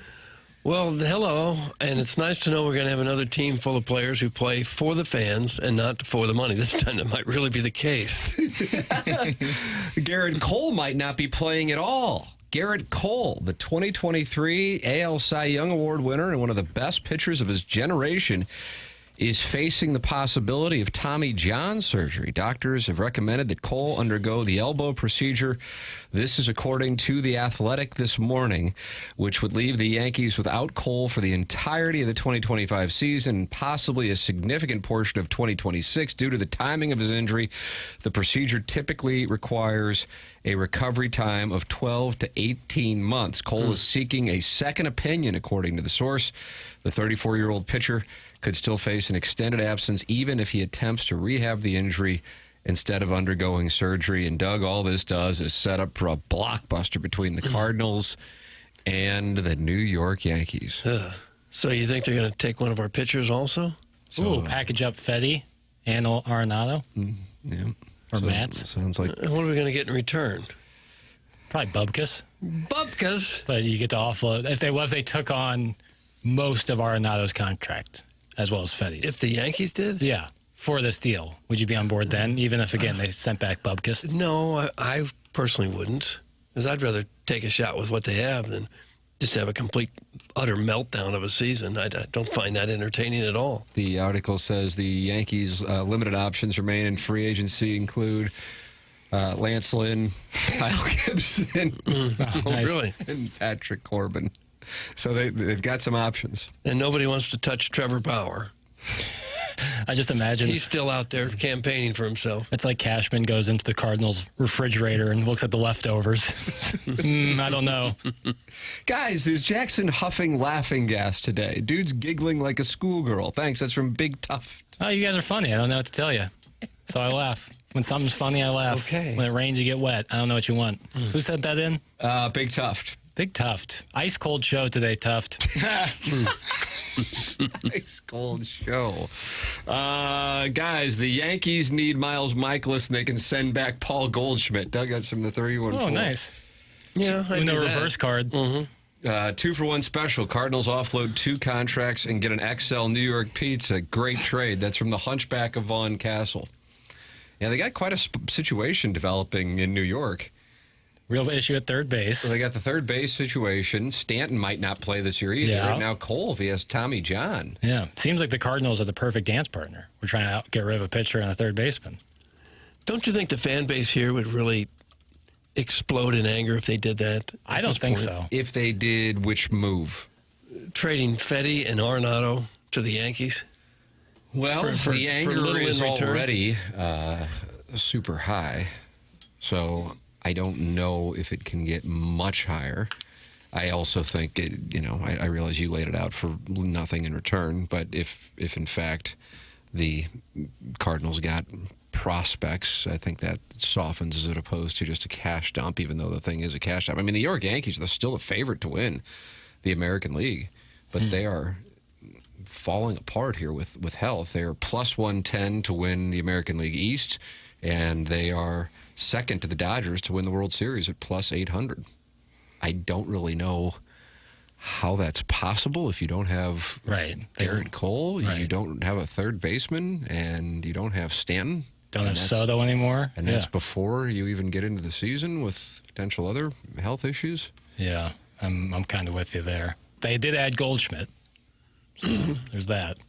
Doug, yes, the fan base be mad and upset and disappointed if they trade Fetty and Nolan. But here's my question: like, how many? If you were to do a Gallup poll on of the fan base, how many do you think would be like? Do you think this team has the talent to make a run in the playoffs? Like, have a World Series? And if the answer is no, then if you think you'll get better down the road by letting guys have more runway, wouldn't then logic tell you that they wouldn't be too upset by the move because that's kind of how it has to happen? I think this actually sums it up right here. No, the fans have been expecting it all offseason. If anything, fans are mad that they kept them. That's from the 314. I don't know if that part, that's the only part of that I'm going to disagree with.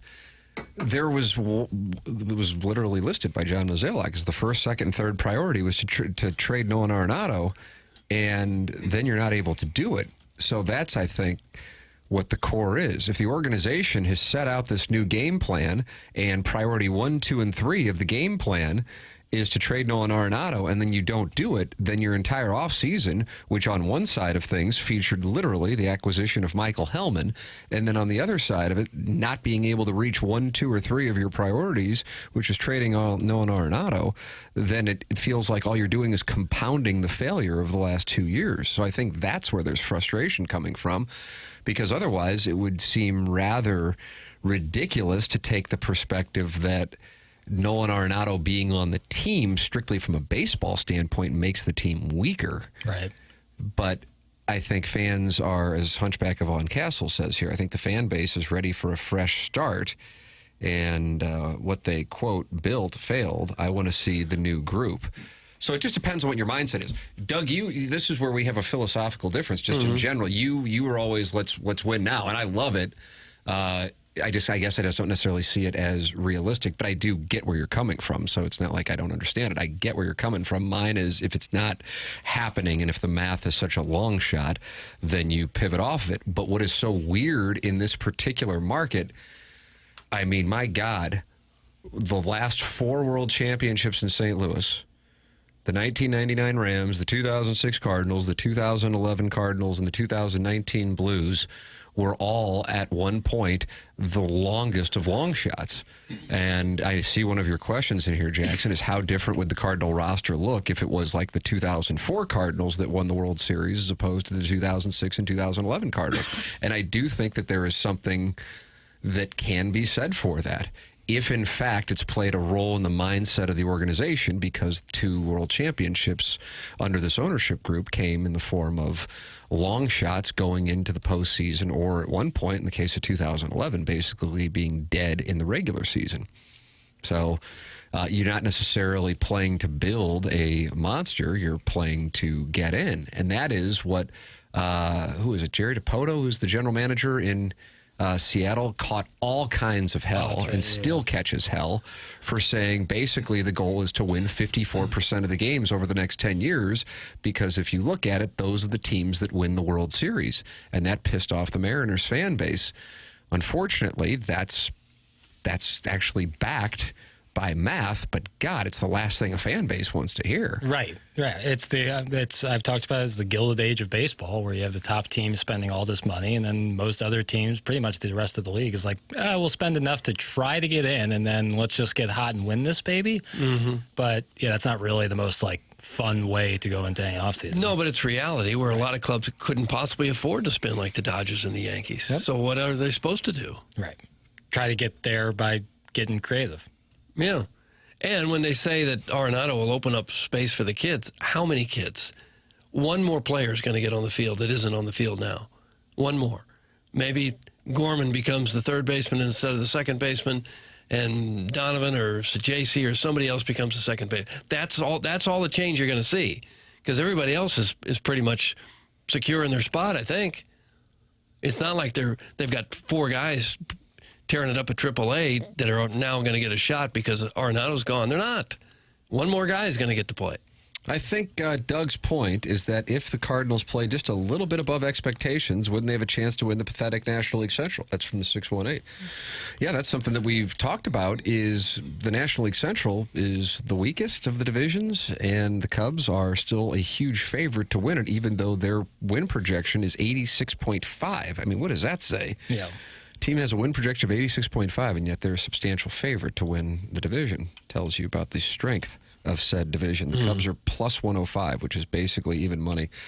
Cardinals are tied with the Pirates for the longest shot at plus 900. The Cardinals were almost that good last year. They did win 83 games last year. It's not like the year before when they finished 20 games out and there were 15 games under 500 at times. I forget how many back they finished in 2023. But if it's only going to take 84 or 85 wins, they may be right there. Nolan Gorman got his eye back. Especially if he's got his eye back. I didn't know he lost his eye. Get involved on the program. 314-974-0101 is how you can call in. 314-399-9646 is how you can text in. And we've got that Design Air Heating and Cooling email of the day coming your way the morning after at InsideSTL.com. That is coming up at 10:50. Then BK and Ferrario from 11 to 2. The Fast Lane from 2 p.m. to 6 p.m. You can always go back and podcast the show. Schaefer Door Company, sponsor of the podcast on TMA. That's Jason Gosrow and Schaefer Door Company. And there's only one F in this Schaefer. A lot of Schaefers out there, a lot of different spellings. Here is theirs. SCHAEFER door.com. Call or text 636-782-3608. That's going to give you the quickest response time. They service all kinds of garage doors for service and new installs. They have Monday morning standby service for the doors that break over the weekend, and they service commercial doors as well. If you run a business or warehouse with big, tall doors, Schaefer is experienced in these types of jobs. Go to SchaeferDoor.com or call or text 636-782-3608. Schaefer Door, a CHI overhead door dealer. Tim McKernan, Doug Vaughn, Jackson Burkett, Chairman Kurt with you. This is TMA, presented to you by Brian and Crouppen on 101 ESPN.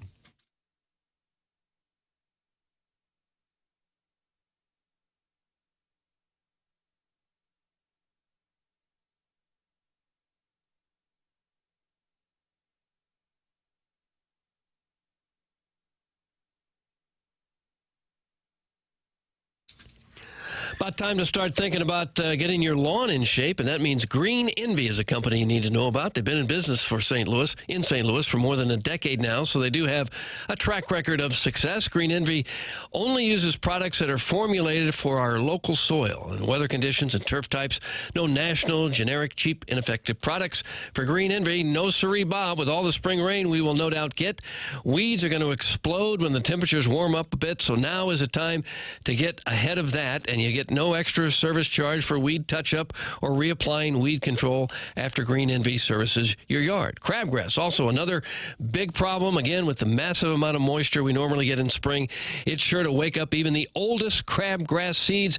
Crabgrass can lay dormant under conditions when they're right for about 15 years, so you need to get ahead of that. Their service professionals are commercially licensed applicators and certified by the Missouri Department of Agriculture. This ensures you have a trained professional working on your property. Their programs have no hidden fees and no contract. Their website is greenenvieslawn.com. The phone number is 636-655-3689. That's greenenvylawns.com.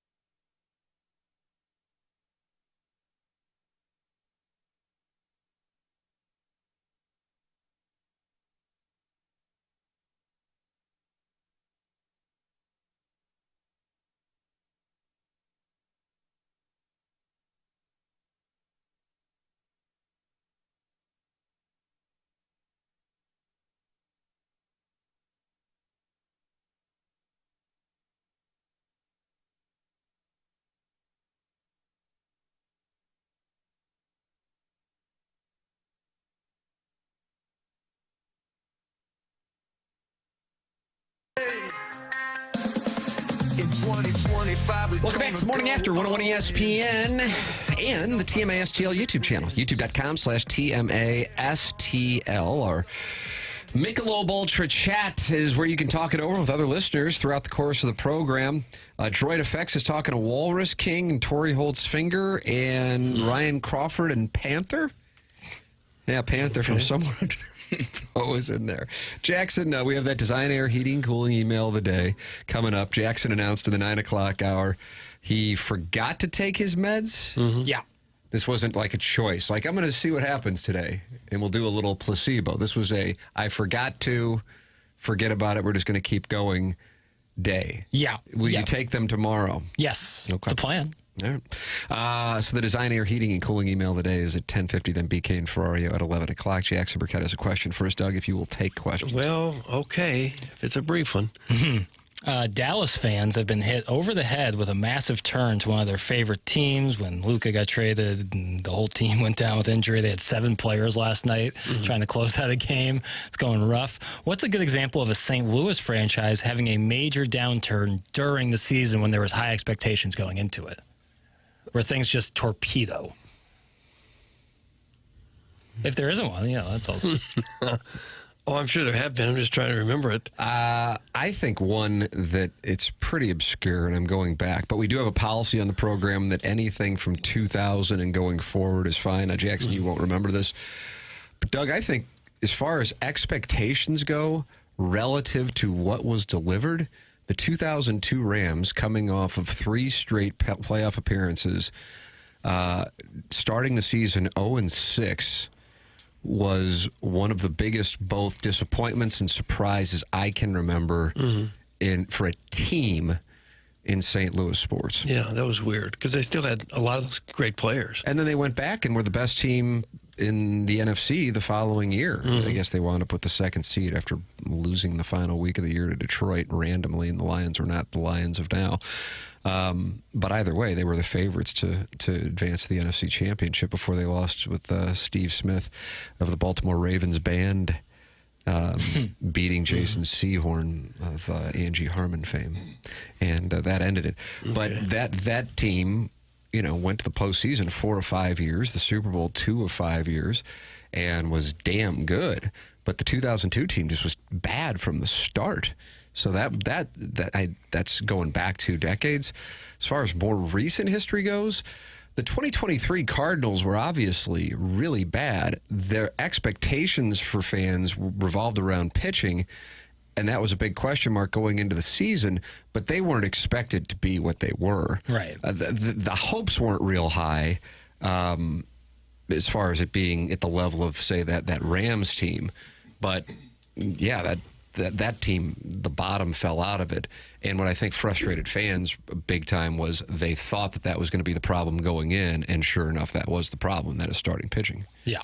Well, I mean, just coming off that playoff appearance, and you're like, look at the team from next year. Like, well, it's not that. I mean, it was Albert, but I mean, geez, what were you expecting to get out of him? And then they have a real albatross. Would the 07 Cardinals fall into this, or is that a different set of circumstances? No, and the reason for that is the night that they opened up the season in Sunday Night Baseball against the Mets, Chris Carpenter got hurt.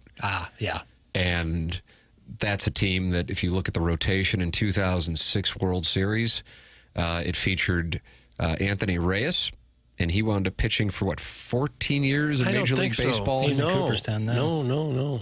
So he just had that one postseason. Yeah. You had Jeff Weaver, Weaves, and Chris Carpenter were your main cogs, along with the great Jeff Suppan, the Game 7 wizard. Yeah. But they didn't have that to lose. I mean, you lose a guy who's a Cy Young contender when healthy. That's a problem. But they lost him from the get-go, and then that just fell out right away. Random thought here. That's part of the deal with the no medication. That's right. 06, I was locked into that World Series, but I don't remember all the ins and outs. Is there a reason why Reyes got that game once? Did someone get hurt, or were they just... The World Series started on Saturday, and Suppan had to pitch on Thursday in Game 7. Yeah. And that was a battle. Right. The Cardinals went to New York and played on Wednesday. I would guess that was a Carpenter start. would be my guess. I remember it was snowing a little bit in Detroit for that first game. Because Carpenter started Game 3. That was the only game he pitched of the World Series. So it just times out that way. Yeah. So it was Reyes and Weaver in Detroit. Got it. And I Kenny believe Rogers. Anthony Reyes beat Justin Verlander. Yeah. 2 rookies. I remember it was that? like historic because it was 2 rookies Yep. for the first time, like starting a Game 1 World Series. Anthony Reyes used to take an iron to his calf to really make sure that it was flat bill. flat, yeah. Looked good. Guys, I would say the 1994 Vipers, the team received new wheels for their skates. So team speed was supposed to be a game changer, and it didn't pan out. That's from a Newt Bowl eligible. Gosh, I remember that like it was yesterday. Is that rollerball? Roller hockey. It was weird because they'd be skating and playing real hard. There'd be no noise because the wheels made almost no noise on the floor. You guys like the movie Rollerball? Jimmy Caan?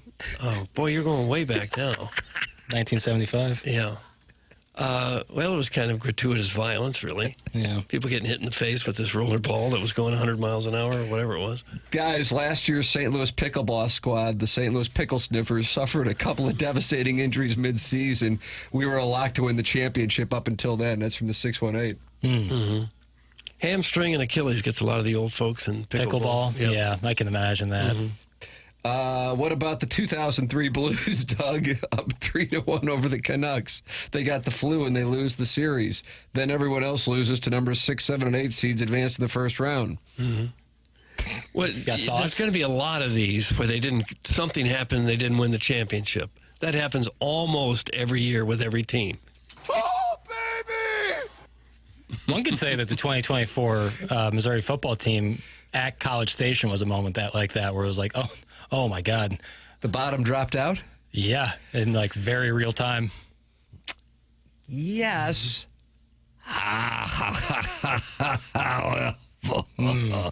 There was a little deep tease with what took place against Vanderbilt. For sure. You know? But you kind of went into that game like... There was a little deep tease with what took place against Boston College.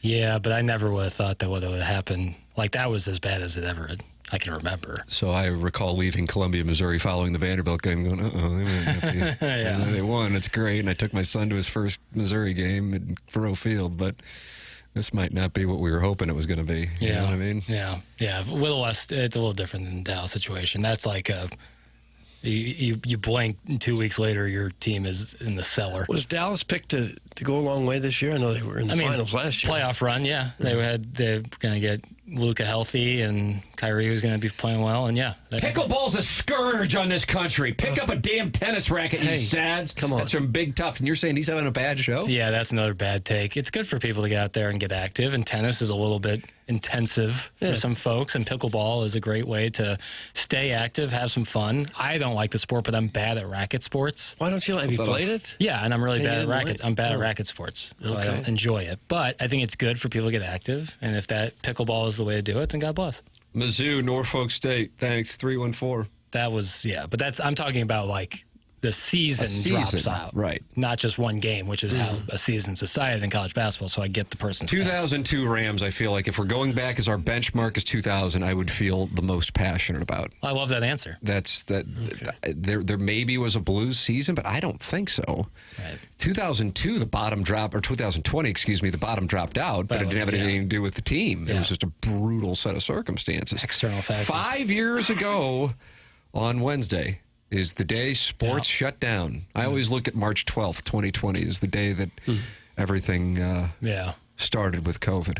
And I believe it was the NBA that just randomly shut down an Oklahoma City-Utah game, I think. During the game, and sent everybody home. Yep. Everyone was like, what's going on? I was watching this interview with Gary Bettman this weekend, and he said, I felt like I was having an out-of-body experience watching the NBA shut down, and then 12 hours later, we shut down our game. Yeah. Devin Booker was playing video games live on Twitch or something, and someone like he was playing with was like, oh, D-Book season's over. And he's like, yeah, they might call it soon. They're like, no, they just announced that the season's been suspended. You can hear it in real time. He's like, what's going on? Who was the player that kind of jokingly was Rudy touching the Gobert. microphones? Yes. And then he was the one who had to leave with illness. Right? Yeah, Rudy Gobert. He gave it to the people that he walked up to. Him and Donovan Mitchell kind of had a falling out after that, and then Mitchell would end up going to Cleveland. And Rudy Gobert now in Minnesota, as you know, chairman. Yeah, the Eiffel Tower. And what a season for the Cavs and Donovan Mitchell. I looked it up. The Mavericks had the sixth best odds going into the preseason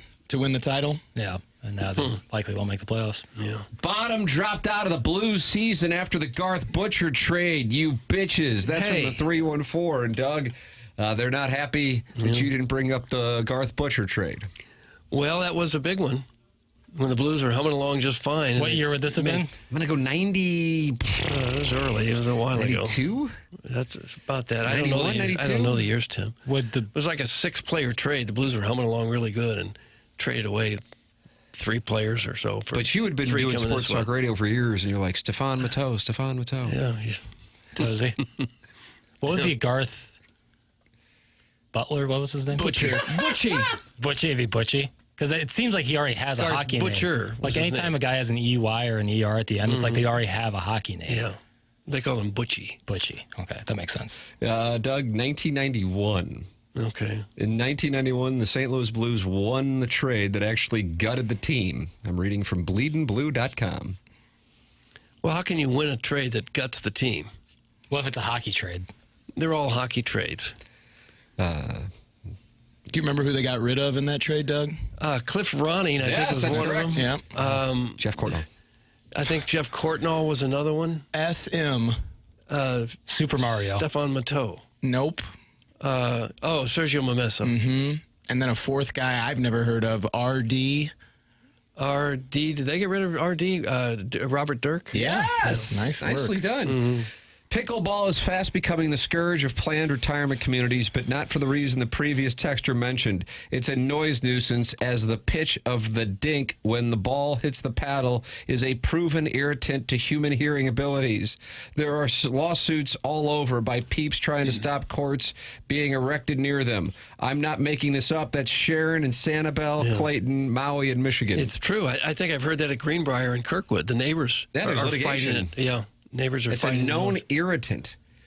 So, like, for me, a television commercial with the alarm goes off. I make an immediate decision. I will not support that business under any circumstances, and that could be OnlyFans, too. All right. So I don't pick and choose just based on my favorites. The Voya spot, I'm out. I don't know what they do, but they get me right away, and I'm out. I'm out on them. And I guess pickleball, according to Sharon Clayton, is right there with Voya and the alarm. So people are... These are human audible irritants, per Sharon and Clayton. People are getting legal ramification because they don't like the sound of a wiffle ball hitting a... There actually are... There was a Real Sports with Bryant Gumbel's story on this. Wow. This is a real thing. Oh, I get it. Hey, but I don't know. Well, can they fix that somehow? Play with a slightly different ball, a more cushiony ball? I would suggest someone pull themselves up by their bootstraps and maybe, ignore the pickleball. I mean, how loud is it? I guess it would only be a problem. Disputing people. Like if you live next door to a country club or someplace, a club that installed a bunch of pickleball courts, and you heard it all day and all night long, it could drive you nuts, I would think. I guess. I'm not disputing that people are taking legal action or complaining about it or find it annoying. I just find that odd. Like, how loud can it be? Guys, pickleball is popular because we as a society got too fat for tennis. Thanks. That's from the Hunchback of Uncat. Is that the reason? Is there a correlation? Well, it's kind of a sport for older folks that can't run around a tennis court all day. I don't know that it was made to be that, but that's what it's evolved into. Yeah. It's a good sport if you're not a very good tennis player and you don't want to run half a mile. Yeah. Or more. I'm with you. It's easy to learn. You can play the first day you show. It's kind of like what racquetball was in the 70s. You know my buddy Herb? He's sick. He's sick at pickleball. Like, he's sick. Do you think if you would have taken your medication, you would have shared that story? Yeah, 100%. Do you really? Yeah. Anytime I can shout out my boy Herb. You've always said he's big into the racket sports. He's just unbelievable at pickleball. Your thoughts on Jackson's buddies Herb's game at pickleball and racket sports in general? Yeah, if you play pickleball, Herb will take your lunch money. I'm telling you that right now. Absolutely. Okay. He's sick. I don't want to lose my lunch money. Yeah, damn right. Don't play Herb then. Well, is he playing older people or people his age? His age. But if you're older and start talking sideways, he'll beat your ass just like Ditka. Is it hard for him to move around with what he's got going on? You would think, but I would actually think it centers him. Sick balance. Design Air Heating and Cooling email today is coming your way here in a matter of moments. It's TMA, presented to you by Brown and Crouppen on 101 ESPN.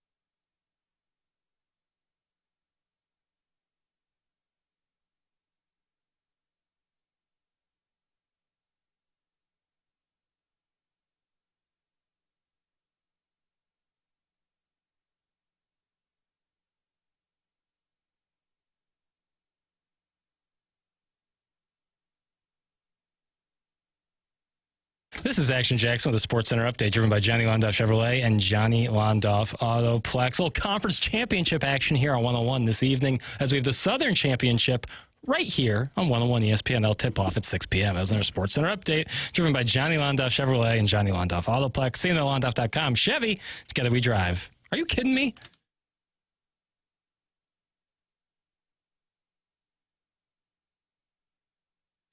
Design Air Heating and Cooling. Email the day coming your way here in the final segment of today's TMA, the show presented to you by Brown and Crouppen. Always grateful to the audience for supporting the sponsors over the 21 years the show's been around.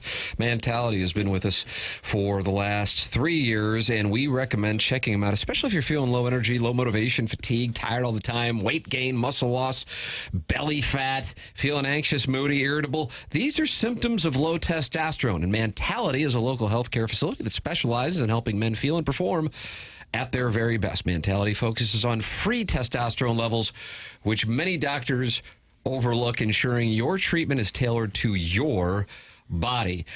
Mentality says, here is what you can do in 2025. Get control back. Men today have 30% less testosterone. Take back your numbers.